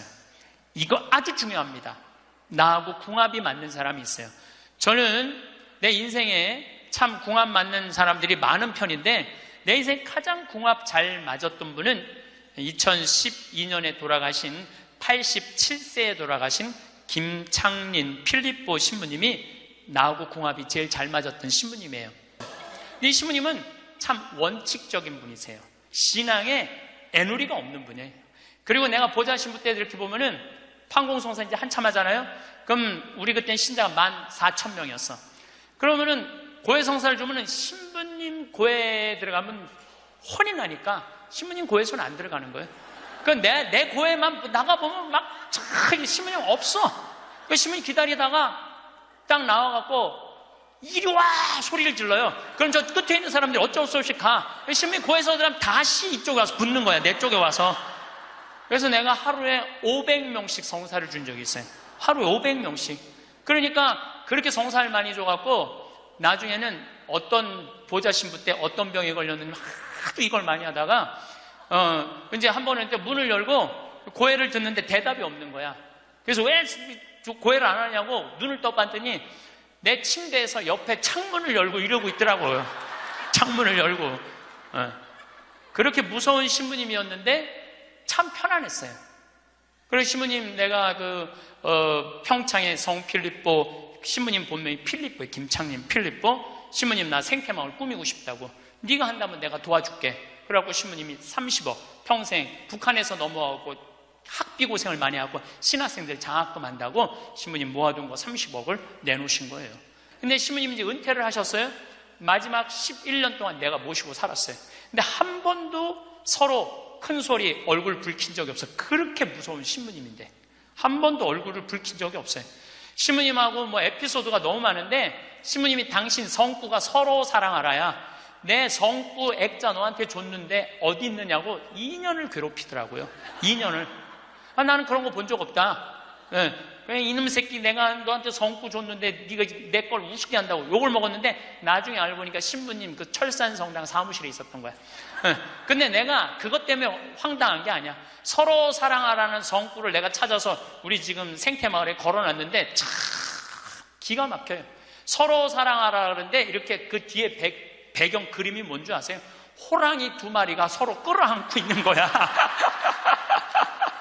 한번 생태마을에 오시면 한번 보세요. 하여튼 호랑이. 그런데도 신부님하고 마지막까지 정말로 아버지 아들같이 잘 지냈어요. 근데 이제 신부님이 2월 15일 날 입원하셨는데 뭐 이제 한 3개월 보름 정도 했는데 월요일 날 돌아가실 것 같아서 우리 주교님들 다 모이고 교구청 신부들 다 모여갖고 돌아가신다고 그러는데 신부님이 안 돌아가시는 거야. 밤 12시가 돼도. 그러니까 뭐 주교님 뭐 황신부 있을 거지? 우리 각계 뭐 교구청의 신부들 우리 각계 다 가고 나만 돌아가시는 언제 돌아가시나 보는데 새벽 3시까지도 안 돌아가시네? 나는 다음날 강의 있는데 라고 신부님한테 나 지금 바빠서 간다고 갔는데 이틀 지났는데 느낌이 이상해. 그래서 부관장 신부한테 네가 나머지 다 해라. 나 아무래도 신부님 돌아가실 것 같다. 그래서 이제 수원 빈센트 병원에 왔어요. 딱 왔는데 신부님이 이틀 동안 혼수 상태에 계시더라고. 그래서 내가 신부님 귀에다가 이렇게 말했어요. 신부님 이제 가셔라. 신부님 힘든데 신부님도 가셔야지. 신부님도 편안하고 나도 힘들어 죽겠다 왔다 갔다 그랬는데 신부님이 눈을 딱 뜨는 거예요. 얼마나 놀랬는지 몰라요. 죽으라고 그러는데 눈 뜨니까 얼마나 내가 놀래. 그랬더니 그 신부님 모시는 자매가 그러더라고요. 부부가 저거 보라고 이틀 동안 그렇게 많은 신부님들이 그렇게 많은 그 은인들이 지인들이 와서 신부님 눈 뜨라고 그래도 눈 한 번 안 뜨더니 저 사랑하는 신부가 왔고 신부님 이제 가시라고 그러니까 눈 뜨는 거 보라고 신부님 매일 저를 위한 미사를 하셨거든요. 매일매일. 그래서 내가 이제 신부님한테 그랬죠. 신부님 평생에 내 바람막이 돼주시고 나 행복하게 해줘서 너무너무 감사하다고. 나는 사제 생활은 정말로 반은 신부님 때문에 행복하게 살았다고. 여기 이제 내가 그날 다 오라고 그랬거든요. 신부님 지인들 다 눈 한번 마주치라고. 눈 다 마주치시더라고요. 그러더니 나하고 딱 눈을 마주치시면서 돌아가시더라고요. 그래서 신부님이 내 품에서 돌아가셨어. 그러니까 신부님은 나하고 궁합이 맞은 거죠. 그래서 난 그분하고 평생 참 행복하게 살았어요. 여러분들도 마찬가지예요. 여러분들하고 궁합이 맞는 사람이 있어.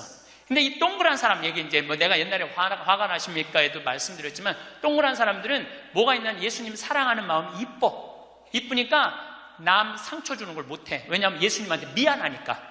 남 상처 주는 걸 못하는 거야. 동그란 사람이 대림절 맞이하고 예수님 성탄 맞이하고 빠마를 탁 했는데 삐죽한 놈이 와서 한마디 해요.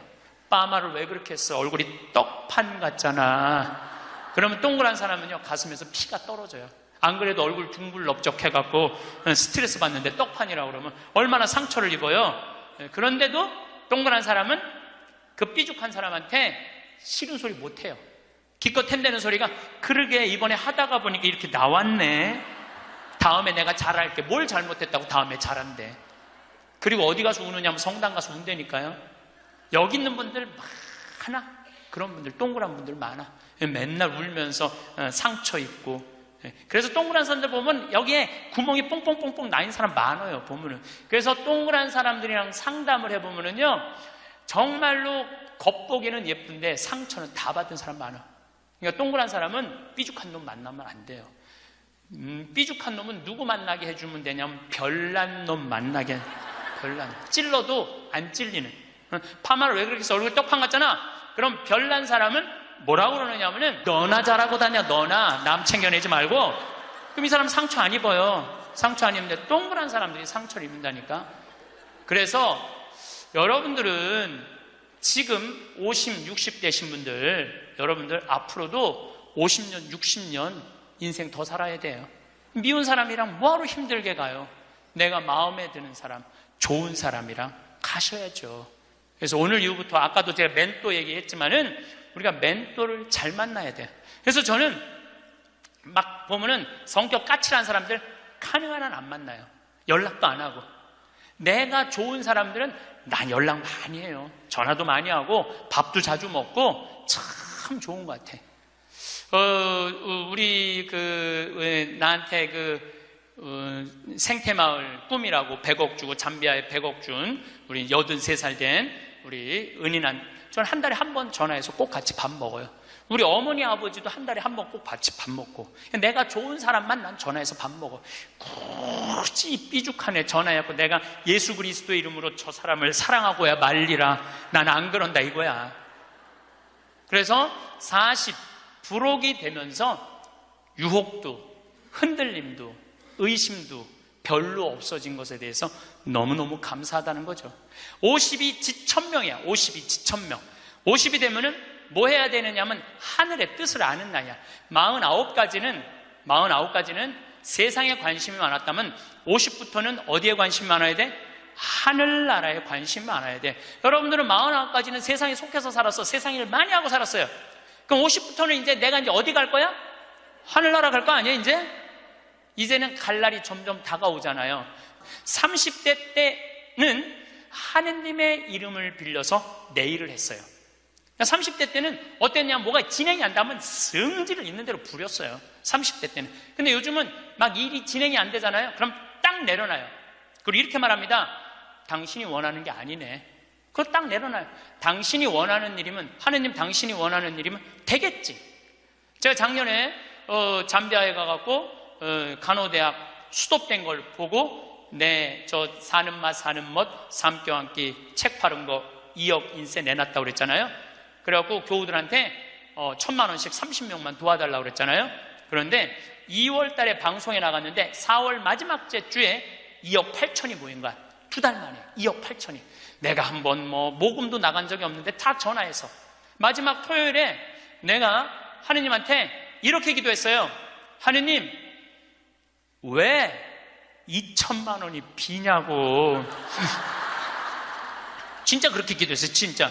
아니 내가 2억을 내놨으면 당신 3억 내놔야 될 거 아니냐고 그렇게 기도를 했는데 그날 저녁에 종교도 다른 할머니가 나한테 전화했어요. 신부님, 당신이 기도를 하는 중에 내가 돈이 필요할 것 같아갖고 2천만 원 보냈다는 거예요. 2천만 원. 나는 기쁘지 않았어요. 기쁘지 않았어. 왜 기쁘지 않았냐면 너무 놀랐어요. 하느님이 다 듣고 하느님 왜 2천만 원이 비냐고 그랬더니 그 저녁에 2천만 원을 채워주셨으니 여러분들 기쁠 것 같아요? 무서울 것 같아요? 무섭죠. 와. 그래서 예수님이 너희들 많은 말 하지 말아라. 아버지가 너희가 필요한 것을 다 알고 계신다. 그래서 내가 기도를 안 한다니까요. 내가 기도를 안 해요. 내가 잠비아에 농업대학 세울까? 그랬더니 100억 갖다 줬잖아요. 그래갖고 농업대학 부지가 필요한데 그랬더니 1,000만 평 대통령이 줬잖아요. 어떻게 기도를 해? 생각만 해도 하느님이 이렇게 쏟아주는데 기도까지 해주면 나는 죽어. 이거 기도까지. 근데 나는 어떤 믿음이 있느냐 하면 지천명 하늘의 뜻을 알아요. 하느님이 원하는 일이면 된다. 네. 그리고 이제 잠비아에 제가 이제 4년을 다니면서 돈도 많이 이제 그 신학교 잠비아를 쭉 다녔는데 내가 너무너무 놀란 거는 잠비아의 신자가 500만 명이에요. 그리고 내가 다니고 있는 은돌라 교구는 신자가 100만 명이야. 100만 명. 근데 신학교가 없는 거야. 잠비아의 신학생은 지금 480명이 있대요. 근데 기숙사가 없는 거야. 1, 2학년이 철학과 이렇게 다니고 이상하게 하여튼 신학 과정이 있더라고. 그래서 은돌라 교구의 반달 주교님께서 나한테 요청이 왔어요. 우리 여기 잠비아에 신학교를 좀 줘달라고. 근데 그 신학교 짓는 거 어렵잖아. 땅 이미 1,000만 평 있고 10억이면 신학교 짓거든요. 10억이면 벌써 100억 기증 받았고 나는 농업대학만 할 생각을 했지 그 신학교 줘줄 생각을 안 했거든요. 근데 생각해보니까 이거 신학교 짓는 거 이게 정말로 의미 있는 일이구나. 이게 누구의 뜻이냐? 천명이라는 거야. 하느님의 뜻이구나. 그래서 요즘 이제 신학교를 이제 설계를 다 끝냈어요. 신학교 설계도 다 끝났어. 그래갖고 짓는데 이제 반달 주교님이 지난 9월달, 10월달에 한국에 들어오셨어요. 근데 또 마침 우리 수원교구의 이용훈 주교님께서 그러면은 저도 그렇죠. 우리 수원교구 주교님 이름으로 책임지고 끝까지 져주기로 두 주교님께서 사인을 딱 했어. 내가 그걸 보면서 그래, 하느님이 이렇게 역사하시는구나, 그런 걸 느끼면서 내 일을 하는 게 아니라 이제 누구 일을 해? 하느님의 일을 해. 하느님의 일을 하니까 내가 책임질 필요 있어요, 없어요? 없어. 누가 책임져야 돼? 하느님이 책임져야 돼. 그야말로 내 기도는 배째라야. 줄래면 주고 말래면 말아라. 그런데 잠비아에 이번에 미국 교우들이 20명이 따라왔어요. 그런데 참 그 사연이 기가 막히더라고요. 딸이 수의학과 다니다가 교통사고로 죽은 거야. 보나라는 아이인데 24살인가 6살에. 근데 그 딸 생일날 잠비아에서 보나 샘이라고 샘을 판 거예요. 근데 그분들이 그 주교님을 만나더니 우리도 잠비아에 신학교 짓는데 자기네들이 가능한 한 100만 달러 다 모아보겠다는 거예요. 이게 그러니까 내가 그런 일을 저지르는 게 아니라 하느님이 알아서 하는 거야. 나는 뭐만 해? 심부름만 하는 거야. 또한 아버지 앞에 나와 봉사하게 하시니 감사하나이다. 여러분들 여기 50대신 분들, 50 넘으신 분들 아직도 세상 것에 연연하고 매달린다면 언제 천명 하늘의 뜻을 알 거예요. 이제 이 세상 돌아가는 삼라만상 이치 다 알 나이 아니에요. 50이 되면은. 그렇다면은 내가 이 세상에서 하나라도 더 가지고 끝나는 게 아니고 이 세상에서 하느님 보시기 좋은 일을 하고 가는 게 중요하다는 거예요. 욕심을 버리시면은요, 여러분들 마음 안에 기쁨이 있어. 62순이라고 해. 62순. 이순이라는 건 뭐냐면 60이 되면 귀가 편안해야 되는 나이에요. 60. 화가 나지 말아야 돼. 누가 내 욕을 해도 화가 나지 말아야 돼. 근데 60 된 분들 막 누가 내 욕을 해. 그럼 뭐라 그래? 나를 내가 산전수전 다 겪었는데 날 뭘로 보고 내 욕을 해? 내가 이놈을 뻔때를 보여주리라. 이때부터는 나이를 헛먹는 거예요. 누가 내 욕을 해도 화가 나지 말아야 돼. 내 커피숍 하는 친구가 있어. 이 친구가 해준 얘기예요. 무슨 얘기냐면은 1시에 자기 커피숍에 60 먹은 아줌마 10명이 들어오더래요. 그래갖고 야, 커피 한 잔이 6,000원, 7,000원이니까 한 7만 원 버나 보다. 근데 아줌마들이 딱 들어와서 한다는 소리가 우리가 지금 개모임을 해갖고 밥을 많이 먹어갖고 패가 불러서 3잔만 시키겠다고. 3잔만 시키겠다고. 그래서 3잔만 시키더래요. 10명이 상 3개 딱 차려 해갖고. 그랬더니 요즘 리필이 다 되잖아요. 한참 먹더니 또 있더니 와서 리필 해달라고 그러더래. 리필. 또 그 큰 컵에다 리필을 다 해준 거야. 그랬더니 다시 오더니 그러더래요. 이거 우리 귀양 리필 해준 거 우리 나눠 먹게 잔 좀 더 달라고. 그래갖고 1시부터 3시까지 10명이 3잔 시켜서 온갖 수다 그냥 다 박장대소 하고 막 깔깔거리면서 3잔 값을 내고 나가더래요. 너무 가슴이 아프더래요. 왜냐하면은 전기세도 있고 자리세도 있고 월세도 내야 되는데 저 아줌마들 10명이 들어와서 3잔만 시켜서 먹고 나가 얼마나 가슴이 아픈지 몰라요. 여러분들 돈이 없으면은 막심 골드 그 150원이야. 스틱 커피 그거 10개 사면 1,500원이야. 그럼 보온병 사다가 종이컵 사다가 종이컵은 안 되지만은 그냥 그 앞에 공원이거든. 그거 먹으면 되지. 왜 그 남의 상처를 이걸 뭐라고 하냐면은 나이값도 못한다고 그러는 거야. 늙으려면 어떻게 늙어? 곱게 늙어. 늙으려면 곱게 늙어야 돼. 나이를 먹으려면은 제대로 먹어야 된다는 거예요. 나는 그래서 우리 직원들 장 보러 나갈 때 절대 못 깎게 해요. 돈 못 깎게. 그거 300원, 400원 깎아서 뭐해. 우리 직원이 지난번에 그러더라고요. 자기가 호박을 20개 사는데 한 푼도 안 깎길래 하나 더 얹어주더래. 더 얹어주길래 이거 우리 신부님이 깎지 말라고 그런다고. 깎지 말란다고 그래. 나도 농사 짓는 사람이라요. 참 그 농사가 얼마나 어려운데. 할머니들이 두릅 따 갖고 나오고 쑥 해 갖고 나오는 거 300원 깎는다, 200원 깎는다 그러다 안 깎아주면 또 그냥 건너 갖고 사고 돌아다니면서 상처는 다 다 주고 다녀. 그리고 나 돈 아꼈다고. 참. 그 정도로 200원, 300원 깎고 돈 아낄 정도로 돈이 없으면은 그냥 집에 가만히 앉아 있어. 돌아다니지 말고. 예. 그래서 나이값을 해야 된다는 거예요. 나이값. 늙으려면 어떻게 늙어? 곱게 늙어야 돼. 늙으려면. 그리고 60이 되면은 이순이라는 게 뭐냐면은 누가 내 욕을 해도 화가 나지 말아야 되는 것뿐만 아니라 이해 안 되는 게 없어야 돼요. 삼라만상 우주, 아까 1000명이라고 그랬잖아요. 1000명 안에는 우주 만물의 조화까지 다 알아야 돼. 그 60이 되면은 이해 안 되는 게 없어야 돼. 내가 60대 신분 중에 너무너무 멋있는 분 한 분을 알고 계세요. 난 그분 지금 얼굴도 본 적이 없는 분이에요. 얼굴도 본 적이 없는데 이분이 얼마나 멋있느냐 하면은 성모회장이래, 어느 성당에. 근데 내 후배 신부 중에 하나가 5년 전에 옷을 벗었어요. 신학교 때 내가 굉장히 예뻐했던 아이인데 자기 기쁘지 않대. 사제로서 기쁘지 않대. 사제로서 기쁘지 않으니까 미사를 드릴 수가 없는 거예요. 그거 여자 문제보다도 더 고통스러운 거예요. 내가 사제로서 기쁘지 않아. 그래서 나는 더 이상 제사를 드릴 수 없다. 그래서 옷을 벗고 나간 거야. 이 신부는 혼자 쭉 사는 거죠. 근데 그 본당 신부였을 때 성모회장님이었대.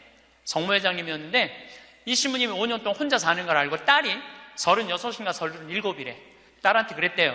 너 그 신부님 알지? 알고 있대. 근데 그 신부 옷 벗은 거 알지? 알고 있대. 근데 너 지금 시집도 안 가고 혼자 사니? 이렇게 허송세월 보내지 말고 신부님 외롭고 힘든데 너 신부님한테 시집이나 가서 밥도 해주고 빨래도 해주고 의지가지 하면 어떻겠느냐? 그 성모회장님이 남편도 설득했대. 당신 저 본당 신부님 있을 때 저런 사이 하나 있으면 좋겠다고 그러지 않았느냐고. 저 사이 사모면 되지 않겠느냐고. 남편도 설득하고 남편도 좋다고 그랬대. 그래갖고 이번 3월 신부님한테 찾아간 거야. 내 딸 줄 테니까 신부님 혼자 외롭게 살지 말고 내 딸 이제 데리고 같이 살았으면 좋겠다고. 그래서 이번 3월 달에 결혼을 시킨 거야. 60이 되려면 그 정도는 돼야지. 60이 되려면 그 정도는 돼야지. 신부님도 옷 벗고 나가면 내가 저 신부님 더럽다고, 저 신부님 저럴 수 있느냐고, 내가 그렇게 안 봤는데 욕이나 하고 돌이나 던지고. 그건 나이를 헛먹는 거예요. 그 신부는 얼마나 힘들었겠어, 인생 살면서. 자기 맞지도 않는 옷 입고 이러지도 못하고 저러지도 못하고 부모님 상처 줄까 봐 옷도 못 벗고 얼마나 힘들겠어. 그 정도 이해는 돼야지. 60이 돼갖고 옷 벗고 나가면 나는 이해가 안 되네. 저 신부님 왜 옷을 벗고 나갔을까? 그래서 60이라는 건요 정말 아름답기 시작한 나이에요. 저는 60된 여자친구들이 많아요. 진짜로. 근데 60된 분들하고 이렇게 대하면 참 편안해요. 30대, 40대 이 여자들은 불편해. 불편해. 근데 60만 되면은 아주 편안해. 그리고 60이라고 얼굴이 못생긴 것도 아니야. 이뻐 다. 60은 내가 보기에는 아름답기 시작한 나이에요.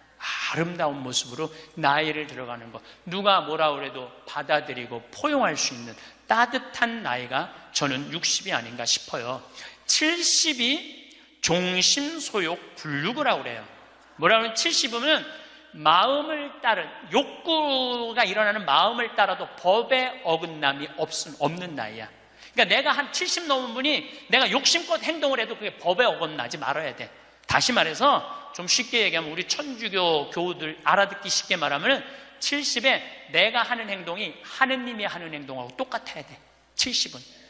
근데 70된 할머니들 막 잔치집에 갔는데 그냥 부친 게 맛있다고 꼬쟁이에 그 집에 뭐 부친 게 남든 뭐 모자라든 상관하지 않고 꼬쟁이에 싸갖고 막 그게 이제 늙으려면 곱게 늙으려는 거예요. 그러면 안 된다는 거예요. 70. 불류구라는 게 뭐냐면 자야, 자. 예. 자가 넘침이 없는 거. 우리 요셉 성인을 의인이라고 그러죠? 왜 의인이라고 그러는지 아세요? 목수들은 자가 생명이에요. 그래서 길이가 정확해야 돼. 그래서 목수들은 재판할 때도 누구를 불러냐? 목수를 불러요. 목수를 불러갖고 이 사람이 정확하게 계산한 거냐? 누가 다 계산해줘? 목수들이 계산해줬어. 그 의인이야, 의인. 그러니까 어긋남이 없는 거야, 어긋남이. 70이 되면은. 근데 70이 됐는데도 불구하고 욕심을 부리고. 난 70된 할머니들 싸우는 거 많이 봤어요. 싸우는 거 많이 봤어요. 근데 공자님이 73살까지 살다가 죽었어.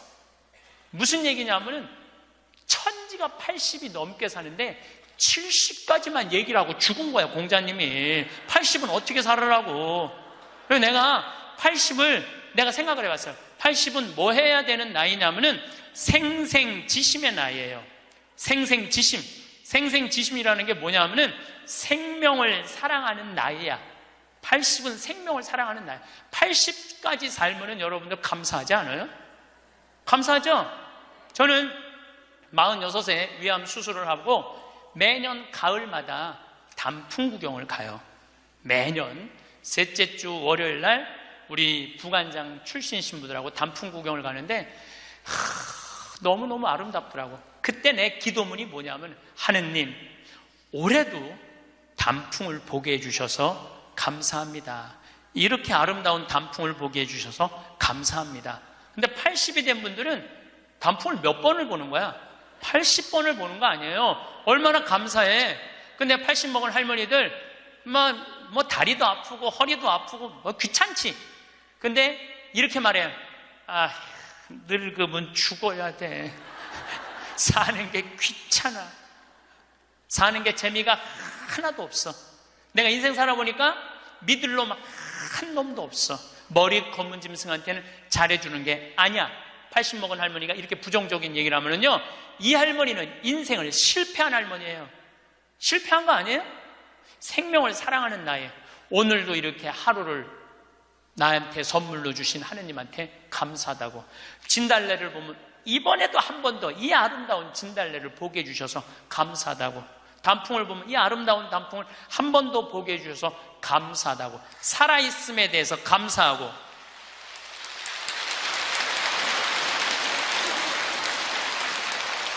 생명에 대해서 사랑하는 마음. 예. 저는 우리 요즘 대리임 때 우리 직원들 마니또를 해요. 작년에 느닷없이 마니또를 하자고 그러더라고요. 그래서 이제 쭉 뽑았어. 우리 직원이 40명인데 나는 이제 60 먹은 형제가 뽑혔어요.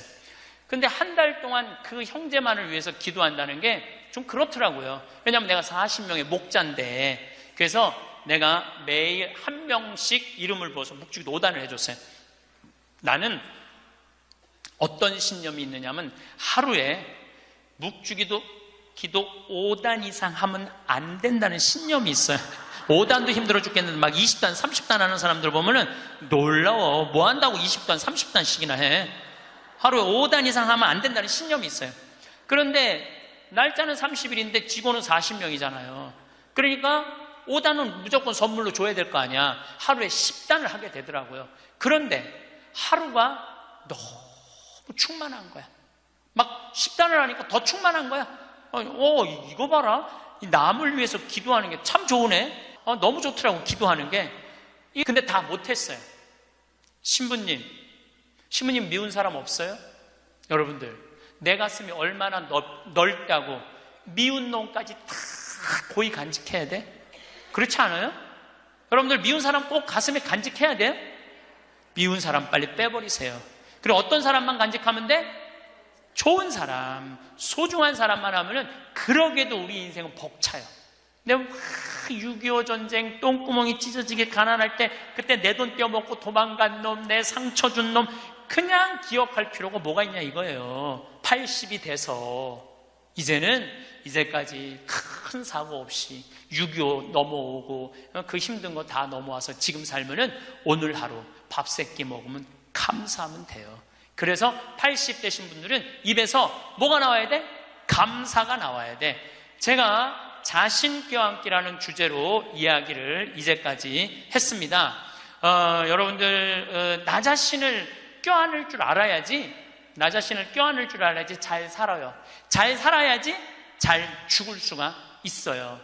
그래서 15에 지우학하고, 30에 립하고, 40에 부록하고, 50에 지천명하고, 60에 이순하고 70에 불류구하고 80에 생생지심의 단계에 내가 갔는가? 이걸 물어보자는 거예요. 나는 지금 어떤 단계인가? 나는 뜻도 안 세운 거 아닌가? 뜻도 안 세우고 공부도 안 하고 또 내가 섰다면은 어떻게 살아가야 될 것인가? 쓴 사람으로서. 그 나는 정말로 욕심 없이 유혹받지 않고 악의 유혹을 받지 않고 정직하게 살아가는. 그리고 하늘의 뜻은 내가 알고 있는가? 하늘의 뜻은. 그리고 마음이 평화롭게 이순하고 있는가? 내가 하는 행동이 하느님이 하는 행동하고 똑같은가? 그리고 생명을 사랑하는 나인가? 그걸 알아야 돼. 그러면은 그런 정도의 사람이 되려고 그러면 공부해야 돼. 신부님, 저는요, 신학교 공부했죠? 환경공학 공부했죠? 그 다음에 글 공부했어요. 그래서 저는 한국문인 회원이고 국제 팬클럽 회원이에요.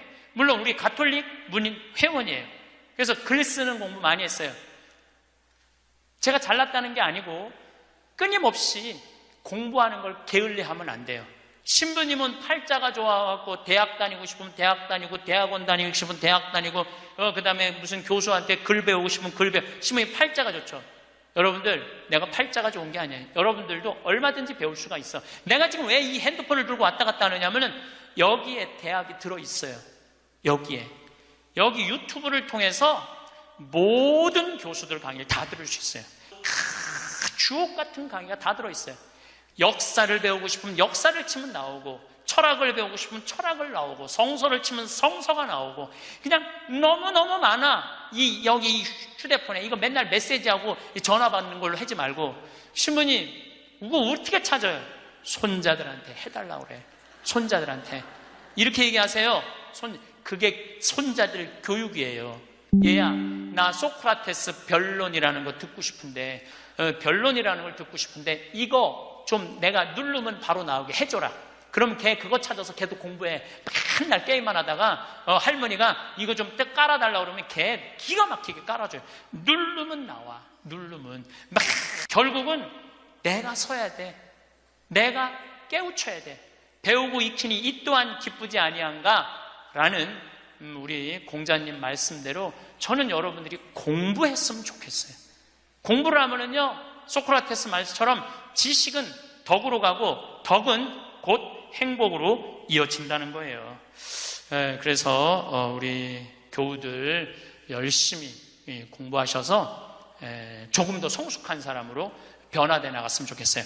오늘은 나이 들수록 외모가 중요한 이유에 대해 말씀드리겠습니다. 외모 관리도 부지런히 하셔서 품격 있는 노후 생활을 영위하시길 바랍니다. 부티보다 귀티나게 외모에도 신경 쓰라. 외모도 중요하고 실력도 중요하다. 나는 도덕적 문제와 관련해서는 사람들의 말을 크게 믿지 않는다. 교통신호를 지켜야 한다고 말은 하지만 실제 생활에서는 그렇게 하지 않는 사람들이 많기 때문이다. 말과 행동의 이중성이다. 이러한 이중성이 나타나는 것 중에 하나가 외모는 중요하지 않으며 마음이 중요하다는 말이다. 말은 그렇게 하면서도 외모를 본다. 중국 당나라의 관리 선발 기준이었고 조선시대의 인재 판별 기준이라는 신원서판에서도 외모가 첫째 조건이었다. 정신의학에서는 사람을 한 가지 면으로 판단하면 미숙하다고 본다. 그러나 이 세상은 사람을 외모로 판단하는 미숙한 환자들로 가득함을 명심하라. 바비 인형처럼 속이 텅 비어 있어도 예쁘면 뜨게 되고 가상의 인터넷 캐릭터 아바타를 치장하느라 정신없는 것이 이 세상이다. 나처럼 내 멋대로 하고 다녀도 아쉬울 것 없는 사람이 아니라면 신경을 써라. 일본의 야마다 오사무 역시 사람을 간파하는 기술에서 사람은 외관이 중요하다고 외친다. 외모 콤플렉스가 심하면 성형수술이라도 하라. 올 2월 21일자 월스트리트 저널에서 한국 여성들의 성형수술 풍조를 조롱하였다고 분개하는가. 웃긴 기사이다. 미국은 훨씬 더하다. 1996년 미국 격주간지 포춘은 미국 남성들이 외모에 쓰는 비용만 연 12조 원이라고 했다. 미국 피츠버그 대학 조사에 의하면 키가 188cm 이상인 남자들은 183cm 미만인 남자들보다 12.4% 더 많이 번다. 키높이 구두를 신어라. 94년 아메리칸 이코노믹 리뷰에 실린 연구조사에 따르면 능력이 같아도 잘생긴 사람은 못생긴 사람보다 임금을 10%더 받는다. 똑같은 죄인일지라도 미녀는 무죄를 받을 확률이 더 높다는 미국 자료도 있다. 정신병동 같은 이 세상에서 살고 있는 한 변신하라. 의사 전달 효과 역시 55%는 몸짓 표정과 시선에 의존하며 38%는 목소리 톤에 그리고 7%만이 발표 내용에 의존한다고 한다. 머리 손질과 의상, 말투로도 당신은 변할 수 있다. 이때 부티를 내지 말고 귀티가 나도록 하라. 졸부처럼 돈과 상표만 걸치지 말고 귀족적 세련됨을 갖추라. 그것은 온몸에서 퍼져나온다. 전화 음성이나 운전 습관, 의상 코디에서도 귀티가 나오게 하라. 그것이 진짜 매력이다. 외모가 주는 이점은 남들보다 앞선 출발선에 설 수 있다는 것이다. 물론 당신을 질주하게 하는 것은 궁극적으로 실력이다. 외모만 믿고 능력 개발을 등한시하면 생명이 결코 길지 않다. 외모에 자신이 전혀 없다고 그렇다고 좌절하지 말고 실력을 2배로 길러라. 이 세상은 당신이 넘어지면 잔인하게 짓밟고 지나가지만 당신의 일어서면 우러러 본다는 사실을 명심하라. 찰스 왕세자가 왜 젊고 아름다운 다이애나를 좋아했다가 턱주름 가득한 파커볼스를 사랑하는지도 한 번쯤 생각해보라. 빨리 부자가 되려면 부자들 마음을 읽어라. 부자가 원하는 것을 알아라. 부자가 된다는 것은 다른 사람들의 주머니에 있는 돈이 그들의 자발적 의사로 당신 주머니 속으로 들어와 쌓인다는 뜻이다. 만약 흉기를 들면 강도가 되는 것이고 속임수를 쓰면 사기꾼이 되며 연고에 호소하면 상대와의 친분을 이용하는 것이 된다. 시인 김용택은 세상의 길가에서 내 가난함으로 세상의 어딘가에서 누군가가 배부릅니다 하고 노래했지만 내 생각은 다르다. 내가 부자가 된다고 해서 가난한 사람들이 늘어나지는 않는다. 강도 사기, 연고, 판매처럼 다른 사람에게 손해를 끼치면서 돈을 모으는 방식으로는 결코 큰 돈을 모을 수 없기 때문이다. 사람들이 기쁜 마음으로 당신에게 지불하도록 만들어야만 부자가 된다. 어떤 나라에서든 20%도 안 되는 부자들이 80%의 돈을 소유하고 있다. 빨리 부자가 되려면 부자들과 주머니를 공유하는 방법이 좋다. 부자들이 흔쾌하게 당신에게 지불하고 싶어 한다면 당신은 훨씬 쉽게 부자가 될 수 있지 않을까? 어떤 사람들은 가난하고 무지한 사람들을 노린다. 가난한 자들에게 이상한 건강식품을 고가로 팔거나 사기성 투자를 유도하여 돈을 벌려는 사람들이여. 벼룩의 간을 빼먹는 짓은 하지 말라. 그래 보았자 벼룩의 간을 먹은 벼룩밖에 안 된다. 어쩌다 사업이 잘 된다 해도 악질 사장 물러나라는 직원들의 비난을 피하기 힘들다. 부자들과 주머니를 공유하고 싶다면 그들의 마음을 알아야 한다. 부자들이 원하는 것은 무엇일까? 가난한 동네에서는 땅 모양이나 전망 일조권이 문제가 되지 않는다. 먹고 살기 바쁜데 가격이 싸고 방을 많이 만들 수 있다면 최고다. 부자 동네에서는 얼마나 집의 모양이 잘 나오고 이웃에는 누가 살고 있으며 햇볕이 잘 들고 전방이 좋은지 등이 중요시된다. 같은 크기의 대형 아파트라고 할지라도 작은 평형이 섞여 있으면 가격이 낮게 형성된다. 그저 강이 보인다는 이유 하나만으로도 몇억 원을 더 지불하는 사람들이 부자들이다. 이처럼 실용성이 아닌 다른 요소들이 가격을 결정한다. 한때 일본 자동차들은 고급차로서의 이미지가 없었다.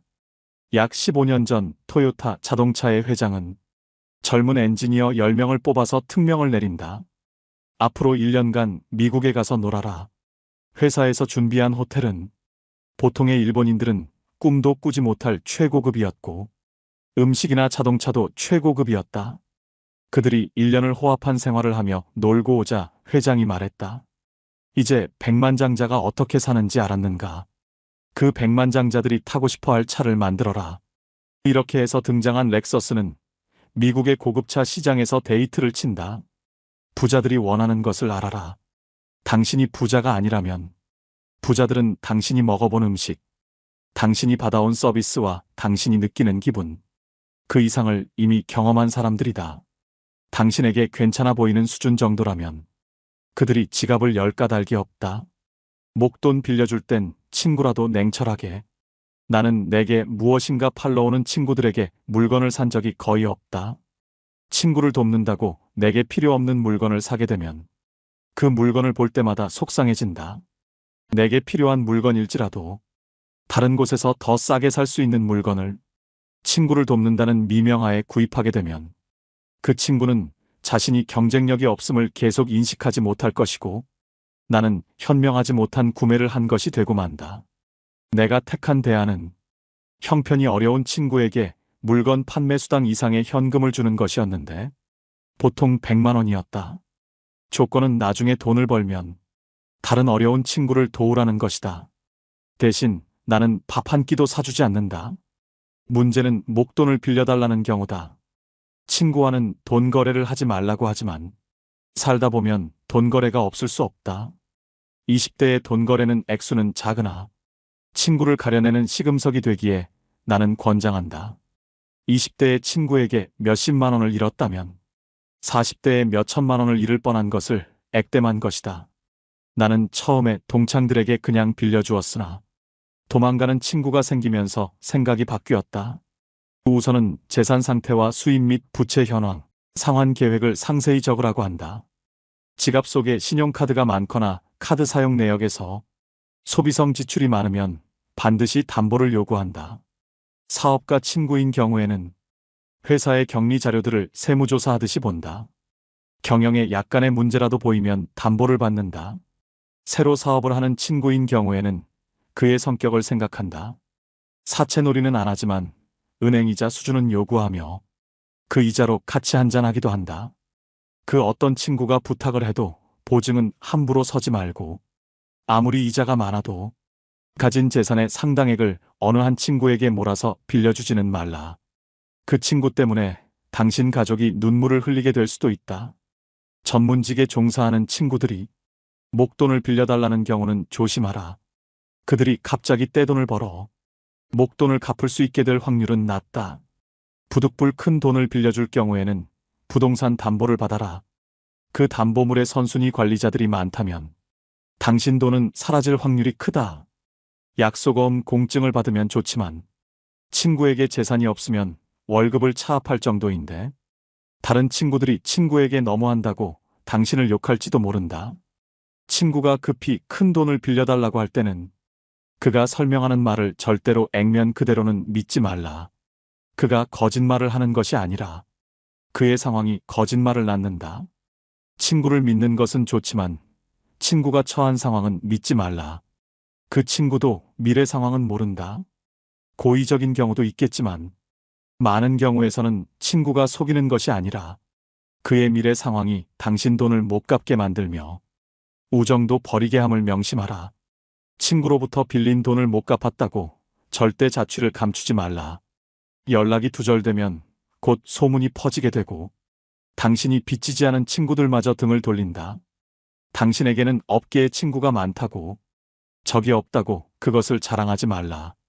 그것은 곧 모든 사람들이 당신을 대단치 않게 여긴다는 뜻일 수도 있고 경쟁 대상도 안 되는 만만한 사람이라는 뜻일 수도 있다. 세이노가 목숨 걸고 지켰던 3가지 원칙. 첫째, 편협한 사람이 되지 마라. 노력이란 당신이 좋아하는 것을 더 많이 하는 것이 아니라 당신이 하기 싫은 것을 더 많이 하는 것을 의미한다. 그렇다. 노력이란 싫어하는 것을 더 열심히 하는 것이다. 좋아하는 것을 더 열심히 하는 것은 노력이 아니라 취미 생활일 뿐이다. 기회는 모두에게 제공되지만 그 보상은 노력 여하에 따라 차등적으로 이루어짐을 명심하라. 책을 읽으면 똑똑해진다고 생각하겠지만 편향된 책만 읽는다면 그냥 더 편협한 사람이 될 뿐이다. 하기 싫은 일을 하지 않아도 마찬가지이다. 처음부터 거창할 필요는 없다.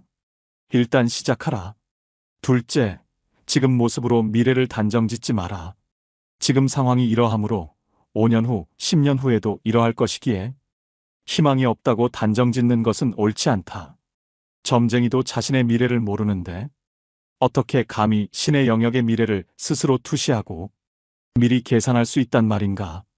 부자가 되려면 미래방 정식에 지금 처지를 대입하면 절대 안 된다. 내 월급으로는 평생 서울에 집 한 채 못 사겠네.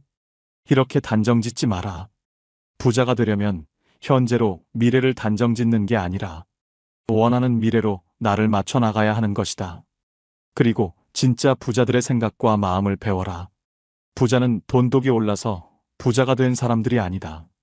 어떤 일을 하든 간에 시간과 노력을 아낌없이 투자하여 다른 사람들보다 경쟁력을 가질 때 부자가 태어나는 것이다. 그들은 그 과정에서 환희를 느끼며 살아온 사람들이며 당신의 생각과는 달리 전혀 불행하지도 않고 도둑놈도 아니다. 노력한 만큼 보상받는 게 세상의 이치이다. 부자가 되려면 돈을 쉽게 얻길 바라는 도둑놈 신보부터 버려야 한다. 셋째, 원인은 자신에게서 찾아라. 실패한 자들의 핑계는 길고 긴 레퍼토리를 이룬다. 명심하라. 성공한 자들은 어떤 일이 잘못되면 그 책임과 원인을 자신에게서 찾는다. 절대 세상 속에서 핑계를 찾지 않는다는 말이다. 지금의 실패를 남 탓으로 돌리는 사람은 다음에도 남에 의해서 똑같은 실패를 겪게 될 것이다. 남 탓을 한다는 건 다른 사람이 나의 인생을 결정한다고 인정한 것이다. 내 인생을 남에게 휘둘리지 마라. 일어난 문제가 나의 책임일 때 그 문제를 해결할 수 있는 것이다. 천재들의 이야기에 주눅들 필요는 없다. 돈을 번다는 것은 다른 보통 사람들과의 게임이지 당신보다 크게 잘난 사람과의 게임이 아니다. 그저 우리는 우리가 속한 분야에서 다른 보통 사람들과 경쟁하여 이기면 되는 것일 뿐이다. 그들이 놀 때 놀지 말고 그들이 잠잘 때 덜 자고 그들이 쓸 때 덜 쓰며 경쟁력을 기르고 목돈을 준비하라. 그 후에 기회를 찾아라. 다들 부자가 되면 좋겠다고 말은 하지만 정말 부자가 되려고 노력하는 사람들은 없다. 내가 어느 직원을 사람 하나는 좋다고 말한다면 그가 일은 지독히 못한다는 뜻이다. 76세 고령의 경영자 호리바 마사오 역시 일 잘하는 사람, 일 못하는 사람에서 적이 없는 사람을 무능의 대명사로 부른다. 예수에게도 적이 무수히 많았다. 승자에게는 적이 많고 패자에게는 친구가 많은 법이다. 어느 나라에서 정치나 경제가 제대로 굴러가지 못한다면 그 이유는 정치인들이 적을 만들지 않으려고 하고 인기와 영합하여 욕을 먹으려 들지 않기 때문이다. 말이 통하지 않을 땐 침묵하라. 말이 통하지 않는 사람이 있음을 인정하라. 살다 보면 여러 가지 갈등으로 인해 마주치기조차 싫은 사람들이 주변에 생기게 마련이다. 이런 경우 서로가 마음을 열고 대화를 해야 한다고 말하지만 아무리 얘기를 나눠도 매듭이 풀리지 않거나 대화 자체가 이루어질 수 없는 경우가 발생한다. 왜 이런 상황이 발생하는 것일까? 인간관계에서 갈등이 생겼을 때 사람들의 반응을 나는 4가지 유형으로 구분한다. 첫째는 갈등이란 있을 수 없다고 생각하는 형이다. 문제 자체를 없었던 것으로 하자고 하면서 좋은 게 좋은 거 아니냐는 식으로 덮어버리려고 한다. 대부분의 문제를 사소하다고 여기고 보다 더 큰 명분, 이를테면 화합, 사랑, 애국 같은 명제 밑에 모이라고 한다. 싸운 학생들을 억지로 악수하게 하는 선생도 이 경우에 속한다. 부모는 자식들 간의 갈등을 주로 이런 식으로 해결하려고 한다. 표면적으로는 갈등을 제거한 듯 보이지만 안에서는 계속 골마간다. 둘째는 문제의 본질과는 상관없는 권위나 지위에 의존하는 형이다. 문제를 일으킨 사람이 윗사람일 경우 주로 나이가 몇 살이냐, 어떻게 대들 수 있느냐는 식으로 말한다. 아랫사람이 잘못을 저질러 윗사람에게 야단을 맞았을 때 어떻게 그렇게 비인간적으로 야단칠 수 있느냐는 식으로 윗사람을 오히려 비난하는 경우 역시 이 부류에 속한다. 여자와 싸우다가 여자가 왜 그래라며 윽박지르는 남자들도 이 부류이다. 셋째는 다른 사람들에게 호소하는 형이다. 이런 사람들은 평상시에는 당사자에게 태연하게 행동하면서도 다른 사람들에게 자기 하소연을 늘어놓는데 오해와 과장 축소나 은폐, 모함이 따른다. 그러나 나중에 무슨 말을 했었는지도 제대로 기억을 못하거나 딱 잡아뗀다. 당사자와 직접 이야기하는 경우는 드물며 오해가 풀어져도 사과하거나 반성하지 않는다. 다중인격적인 면모를 갖고 있으며 가장 멀리해야 할 대상에 속한다. 넷째는 책임을 밝히려고 하는 형이다. 보통 사람들은 입으로 직접 거론하기 힘들어하는 것들도 거침없이 끄집어내어 밝히고자 한다. 연장자들을 당황하게 만들며 상대방에게 서운한 혹은 괘씸함을 안겨주기도 한다. 자기 주관에 따른 이분법적 사고가 강하다. 자식에게 우리 대화하자고 해놓고 자식이 무슨 말을 하면 오히려 야단을 치고, 그래서 자식이 침묵하면 이제는 말을 안 한다고 야단치는 부모도 이 유형에 속한다. 이러한 유형들은 누구에게나 조금씩 섞여 있으나 갈등이 발생하게 되면 어느 한 유형이 집중적으로 표출된다. 갈등에 대한 유형들이 서로 다를 경우에는 어느 한쪽이 백기를 들어야 화해가 이루어지지만 표면적인 것에 불과하다. 누군가와 갈등이 있다면 자신과 상대방의 논리 유형을 파악하라. 서로 다른 유형이라면 차라리 더 이상 만나지 말거나, 그것이 어려우면 침묵하는 것이 서로를 위해 좋다. 당신에게는 당연한 말이 상대에게는 전혀 그렇지 않기 때문이다. 말이 통하지 않는 사람이 있음을 인정하며 살자는 말이다. 세이노의 성공담. 이생망이라는 단어가 있다. 이번 생은 망했다라는 뜻이다. 정말 그럴까? 노후력은 정말 개소리일까? 중산층 이하의 가정에서의 자녀들이 자신들의 처지를 부잣집 자녀들과 비교하면 그럴 수 있다. 가난한 집 자녀들의 경우에는 더더욱 그럴 수 있다. 그런데 잠깐만. 어느 시대이건 빈민층과 서민층, 부유층은 동시에 존재하여 왔다. 그리고 가난한 자도 부자도 계속 새로 생겨났다. 졸부 흉내내지 말고 먼저 목돈부터 모아라. 그리고 지식을 배양하라. 동아일보 지면에 세이노의 부자 아빠 만들기 칼럼을 연재하고 있는 세이노 씨는 그 자신을 학력도 남다르지 않고 머리도 좋지 않은 아주 평범한 사람이라고 말한다. 그래도 엄청난 부자가 되었다. 그는 돈을 버는데 굳이 똑똑한 사람들과 경쟁할 필요가 없다며 아주 평범한 사람들보다 약간 생각만 달리하면 큰 부자가 될 수 있다고 말한다. 그가 굳이 필명을 고집하고 자신을 드러내지 않는 것은 IMF 사태 직후 언론에 당당하게 외제차를 몰고 다닌다고 말한 이후 온갖 협박 전화를 받고 아이들 학교에서도 문제가 됐기 때문이라며, 사람들의 의식부터 바뀌어야 돈을 벌 수 있고 사회 풍토가 바뀌어야 부자 나라가 될 수 있다고 강조한다. 돈 버는 노하우가 언제 어떻게 해서 보이기 시작했는가? 처음에는 그저 돈만 쫓아다녔다. 사람들을 만나면 그저 내 호주머니를 불려줄 수단으로 생각했다. 그것이 잘못이었다. 나부터도 나를 어떤 수단으로만 보는 장사꾼에게 물건을 살 마음은 생기지 않으니까. 돈을 번다는 것은 다른 사람들의 호주머니 속에 있는 돈이 그 사람의 자발적인 의사로 내 호주머니로 옮겨지는 것이다. 그러기 위해서는 먼저 고객의 불편함을 파악하고 정말로 섬기는 자세가 필요하다. 양반 정신을 버리고 머슴 정신을 가지면 된다. 사람들이 돈을 벌지 못하는 이유는 머슴 정신이 없기 때문이다. 아울러 철저한 신용을 다져나가고 약속을 이행했다. 약속을 지키느라 손해를 본 적이 한두 번이 아니다. 강의용 음향기기 설치 사업을 시작했을 때의 일이다. 사업 시작 첫 해에 수해가 났다. 다른 사람들 같으면 천재지변이므로 책임이 면제된다고 주장하겠지만 나는 무료로 다 수리해 주거나 신품으로 바꾸어 주었다. 몇 천만 원의 손해가 났지만 바로 이 고객들이 모두 나의 영업사원처럼 선전을 해주는 바람에 1년 후에는 수억 원을 벌 수 있었다. 또 품질을 남들보다 10%만 더 좋게 하면 가격은 몇십 % 더 받을 수 있다. 국산 만년필과 몽블랑 만년필을 비교해보라. 품질이 100배 더 좋아서 가격이 100배 더 비싼 것은 아니다. 아울러 경쟁이 치열한 쪽에는 전혀 가지 않았다. 이른바 멋있고 폼나는 분야에는 똑똑한 사람들이 많이 들어와 같이 싸우기 때문에 보통 사람들은 언제나 패자가 되고 만다. 그러나 경쟁이 약한 분야에 가게 되면 그저 나 같은 보통 사람들이 들어오는 경우가 많으므로 그들보다 조금만 노력하면 이길 수 있었다. 평범한 사람들이 부자가 될 수 있는 가장 중요한 방법과 마인드는 무엇인가? 졸부 흉내를 내지 마라. 기름값이 조금만 올라도 허리띠를 졸라매야 하는 상황이라면 기름값이 쌀 때 미리 졸라매며 살아야 한다.